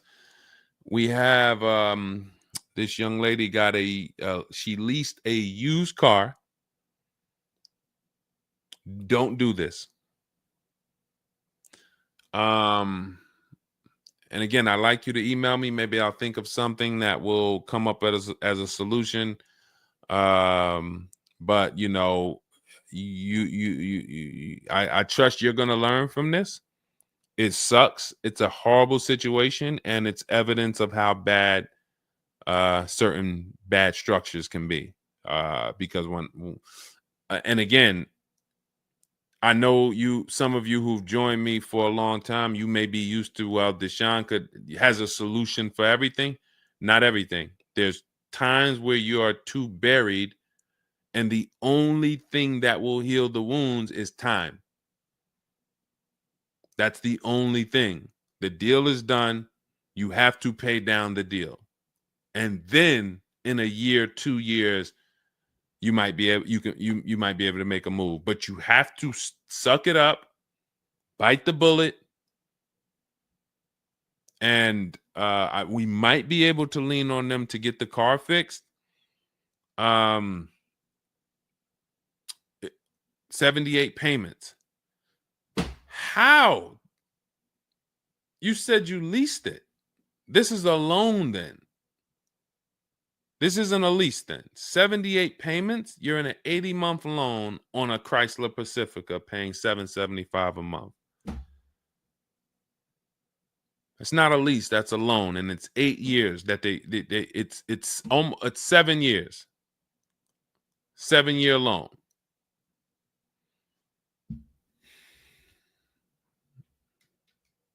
I mean, this is why I do what I do. You know, like, I don't want you thinking, okay, maybe you don't sign, maybe you don't make a mistake that is this serious, but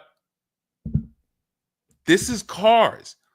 When I'm breaking down these big numbers and I'm throwing out these big numbers, oh, this is a $4,000 mistake. Oh, if you don't do this, yep, you're looking at about $4,000 or $5,000 you're gonna leave on the table. You take a loan that's too long, yep, you're gonna overpay by probably about $4,000 or $5,000. That might sound like nothing to you, but how I'm telling you based on me being in dealerships and seeing situations where I'm like, you made a lot of mistakes. You combined all the mistakes and you made them. So I'm just Jesus. So you're in an 80-month loan, not a lease, and you have $775 a month to pay. You are. So that means that loan, just to give you an idea of how much you've paid, you've been charged for this car. It's $775 a month times 80 is $62,000. So we're paying $62,000 over 8 years, over almost 8 years, or almost 7 years. Wait, 80 months, not 84. So yeah, almost 7 years for a Chrysler Pacifica. So we can't trade out of it. We can't sell our way out of it. That car is probably worth $20,000 at best. 2021 Chrysler Pacifica, 60,000 miles on it. That car is probably worth $20,000. But they charge you're gonna end up paying $60,000 for it. Jesus.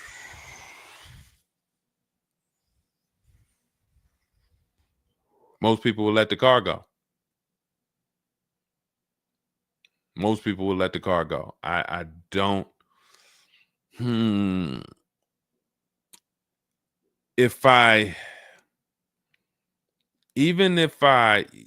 you run your negative equity, that is exactly what it's saying. 62,000. It's exactly what it's saying. $62,400 to be exact, including the $2,000 down payment.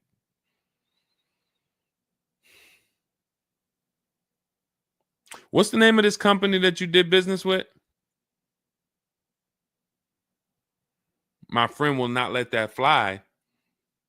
That is one of the worst car transactions that I've ever seen anyone in.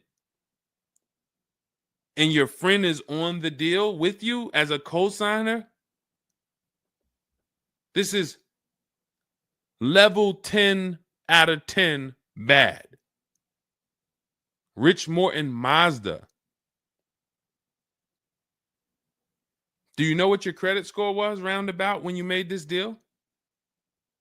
Rich Morton Mazda in Maryland. Everyone remember that name. Rich Morton Mazda in Maryland. Stay away from them. This is one of the worst deals I've ever seen. She is the main person they told me I could not sign the papers.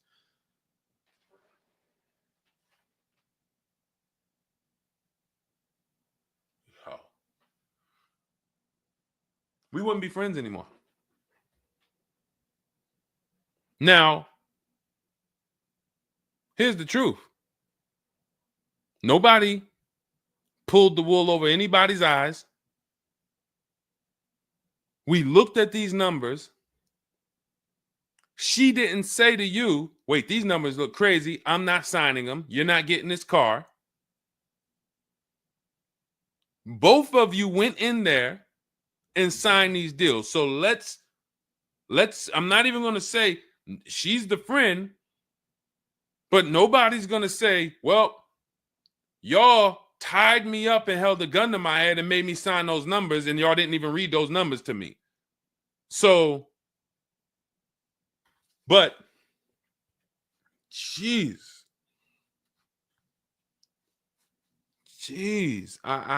this, you're buried. You are buried in this car. The only way, and what's crazy is, even if you voluntarily let it go, you ruin your friend's credit. Because she's the one who signed for the car. Bad, everything bad. I wish there was a silver lining that I could think of. What I would do is I would find, you need to find out how upside down you are. You need to go on CarMax, write down these 6 sites, write down these 6 websites. You need to go on CarMax, Driveway, Kelly's Blue Book, Cash Offer, Auto Nation, Carvana, Car Gurus, Cash Offer. And you need to see what that car is worth. Let's say they say the highest offer is $25,000. $25,000. The total of your payments is not what you owe. That's what you would have paid after 7 years. You need to call the bank and you need to get the payoff. That is what you do tomorrow morning. You go on those websites tonight or today. You find out what this Chrysler Pacifica is worth. And then you call the bank tomorrow or the next or whenever, and you get the payoff. And you need to know what that gap is. If that gap is $25,000, then I am trying to get out of that car, and it might not be this year. It might not be this year, but I need to right now. I would go into an electric car lease where I could get, like, there are certain electric cars, and if I was shopping them, I would choose a bunch of them that were 50. I mean, I got a couple people who've gotten Like Val, she just got her electric vehicle. Some of these electric vehicles people are saving. This is a 1.16, but even going back to Zafrina's first deal, she got an electric car and she probably got like close to 17 grand off the car. Milligan, I always use Milligan because she got one of the biggest discounts ever using what we use. It's an electric car, but she got, where's Milligan? I got to label these better, Dolan. Remind me I got to label these better because I cannot just cycle through these. Sean got 20 grand off. The reason why you need a car that when you shop your deals, you need like $30,000 off the price of the car. And because right now you're paying a high payment and the car is worth nowhere near what you're paying. So as you pay $775 every month, you're paying it towards an asset that is worth nowhere near what you're paying. You also need to find out if you have gap insurance. So I'm going to give you those 2 homework assignments.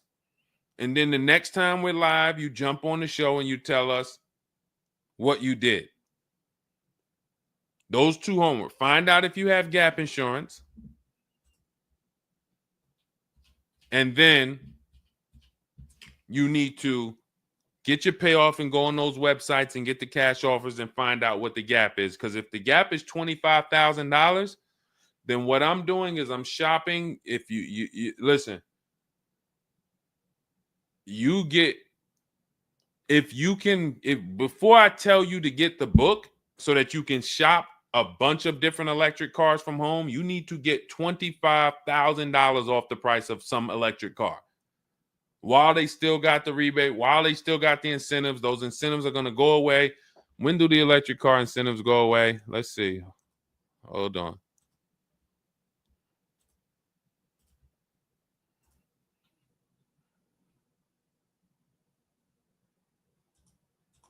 Hold on.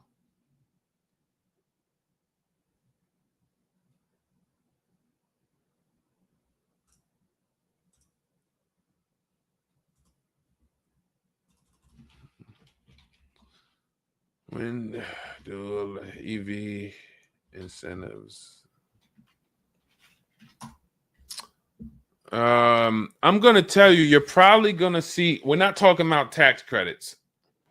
You're probably going to see huge electric vehicle incentives for the extended future because they're still building them and not many people want them right now. So you need to get like $25,000 off the price of some car or more. Like I said, with Milligan, she got she got almost 27,000 off. And then you would roll that over into a new car and you would lease it. And your payment's going to be high, but you're going to be in a good car. So if you lease a car and you end up with after you knock off that 25, 30, $30,000, and I would be just shopping multiple electric vehicle leases using our system. Again, at this point, you're either going to listen to me or you're not. So, I mean, I'm just going to assume you are. And you would just run multiple electric cars through our 25-to-5 system and see, all right, how much could I get off that one? Oh, they're saving me 15 grand. Nah, that's not enough. All right, let me go pick this Kia SUV. All right, how much can I get off that? Oh, 17 grand. Nope, nah, that's not enough. Oh, let me pick this one. Oh, they're giving me 22 off. All right, that's better. Let me see if I switch this car over to that, how much they would give me. And you're trying to get out of that car, but you cannot bring all of that negative equity over unless you already knock down this new car by $20,000 or $25,000 because the bank is not going to approve it. So you need something that you can save that kind of money off of and then come over to a lease and then, all right, forget about lowering your payment right now. You could lower your payment right now. You need to get out of that car into a better car for the same payment or similar payment. You're not lowering your payment. Only way you're going to lower your payment is to get rid of the car, ruin your friend's credit. But once you do that exercise, let me know where the gap is. Next time you see me live, jump on. Hey, Deshone, I did it. The gap is like $22,000, or the gap is $30,000. If the gap's 30, then we got to see what we do there. But the long-term plan is I need to get out of this and I need to get into an electric vehicle that I can lease for 3 years so that I can bury all that negative equity into this car. And what it's going to be is it'll be like, all right, I'll knock 25 grand off the price. Normally my payment would be stupid low, like $250 a month, because I just knocked 25 grand off this. But I'm actually just putting the 25 grand from this Pacifica back on there. So it's still going to be around 700-800, but I'm driving a brand new car. And then once my 3-year lease is up, I can actually be done with this versus being in this for 78 more months.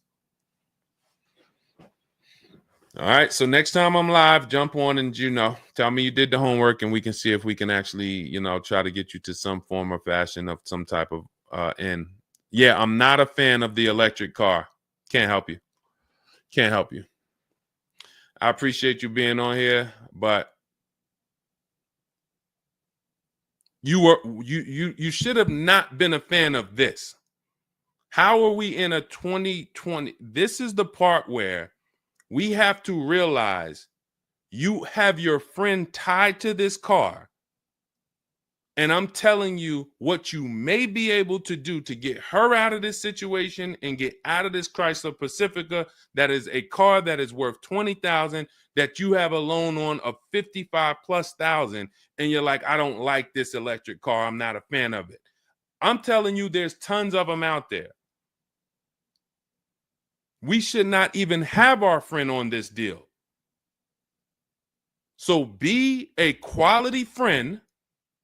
Don't be like the people who will come into the dealership, put their friend on the credit, on the credit. Hey, can you sign for me? I had one girl that would come in and she had her mom on one car, burned her mom, and they had somebody else from the church coming in here to sign for her to get another car because she burned her mother's credit.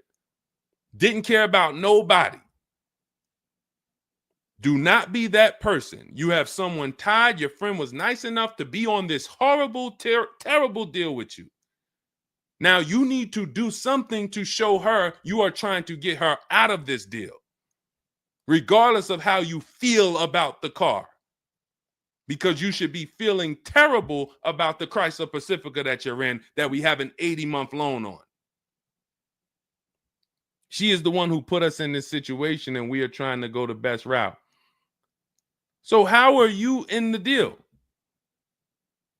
Does the lease go from the day you got it to the anniversary day? It goes usually 3 years. How are you in the deal? When you're saying your friend is the one that put you in the situation,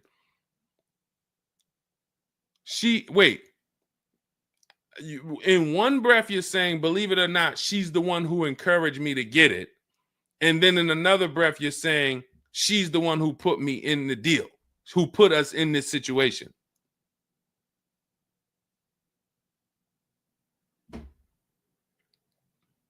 I don't care who put you in the situation. It's a horrible situation. So if you want, that is the only solution, and it may not even work.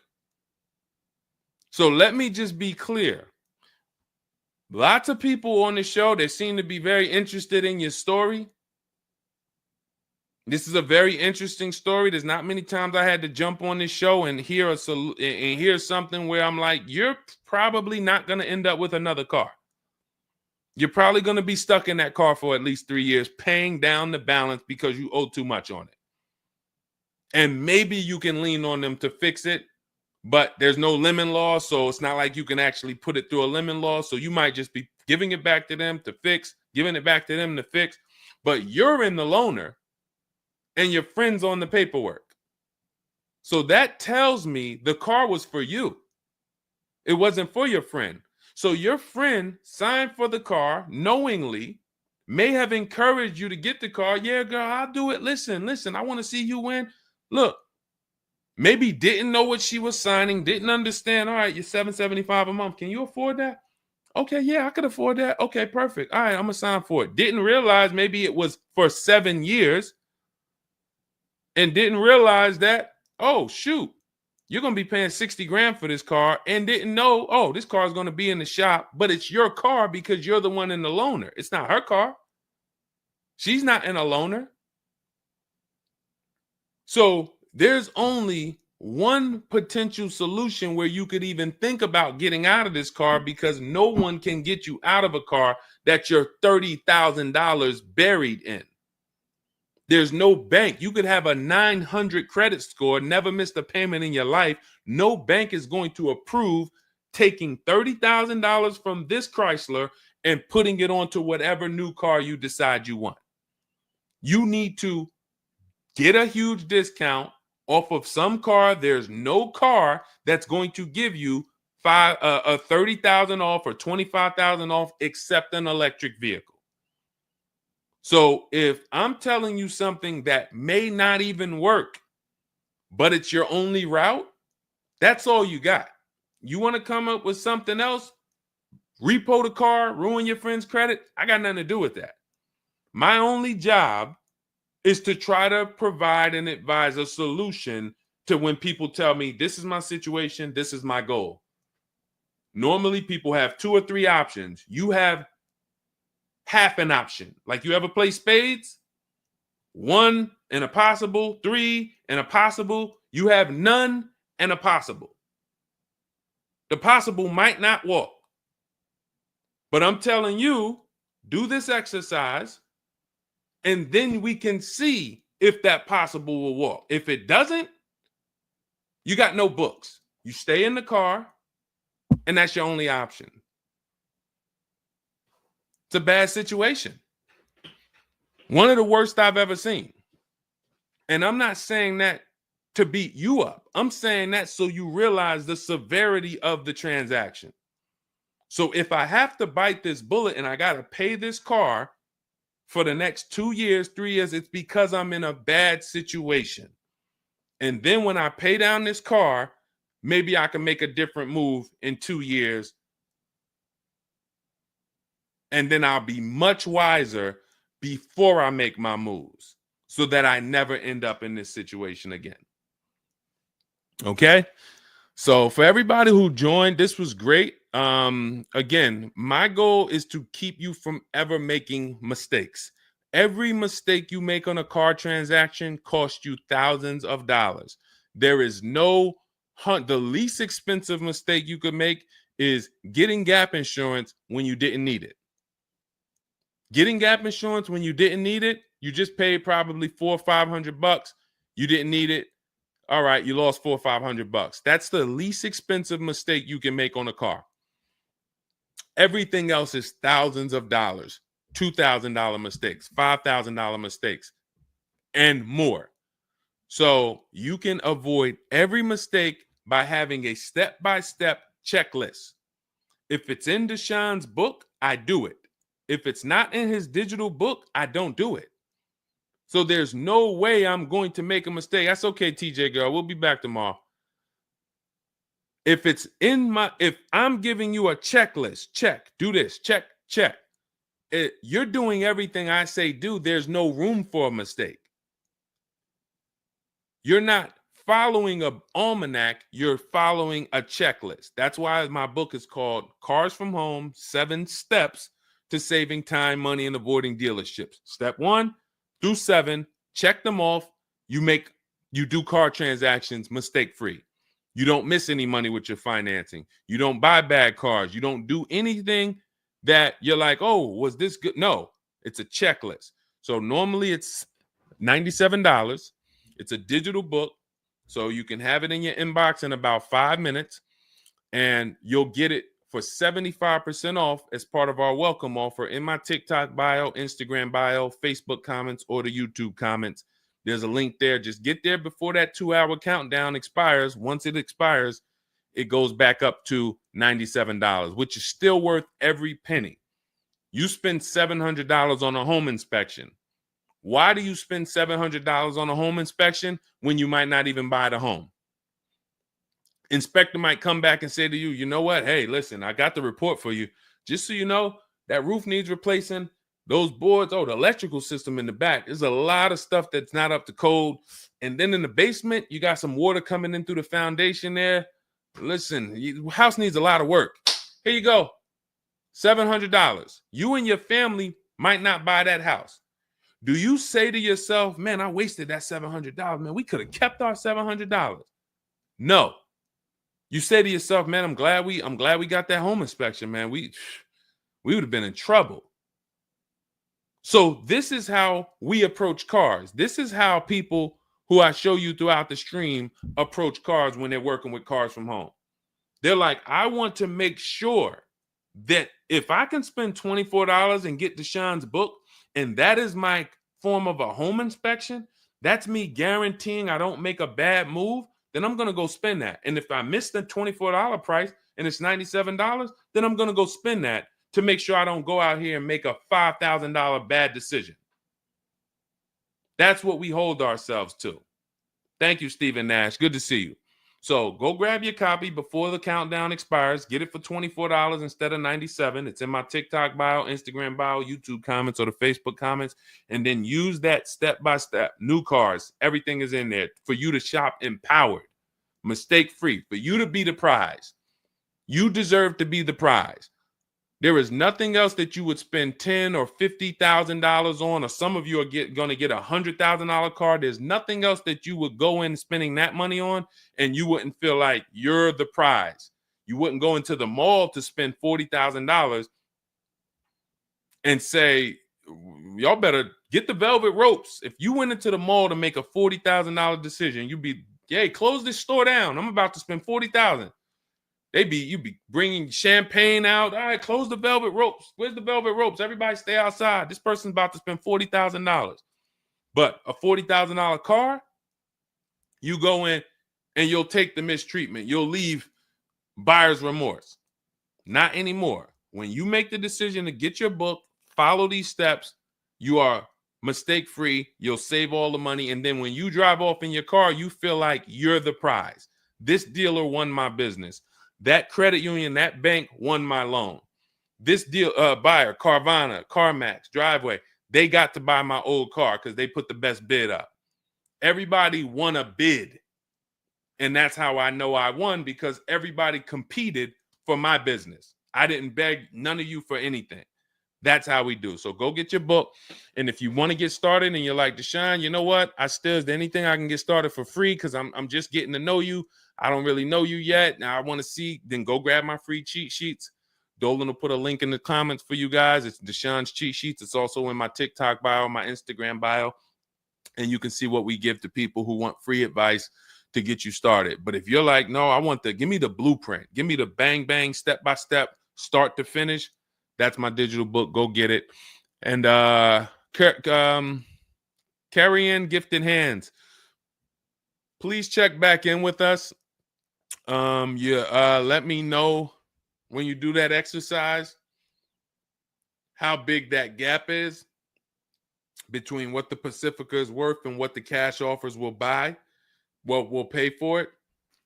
And then hopefully you can get to some solution. So I appreciate you sharing the story. I appreciate you being forthcoming, and certainly we'll wait to hear from you. Thank you everybody for joining us. We've been on here for almost 2.5 hours. It was a longer show, but I hope you all got a lot out of it. We talked a lot about all different things. Yeah, that's Denzel on the bookshelf. Absolutely. I got a lot of people on the bookshelf. I got Lucille Ball on the bookshelf. I got Miss Harriet Tubman on the bookshelf. Mr. Marcus Garvey. Who knows who that is?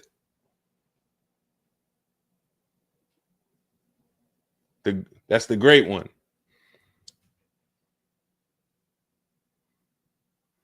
Y'all know what it is. I only have the greats around me.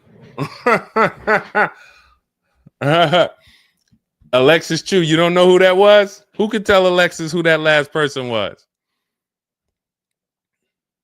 Man, you better get up on the honeymooners.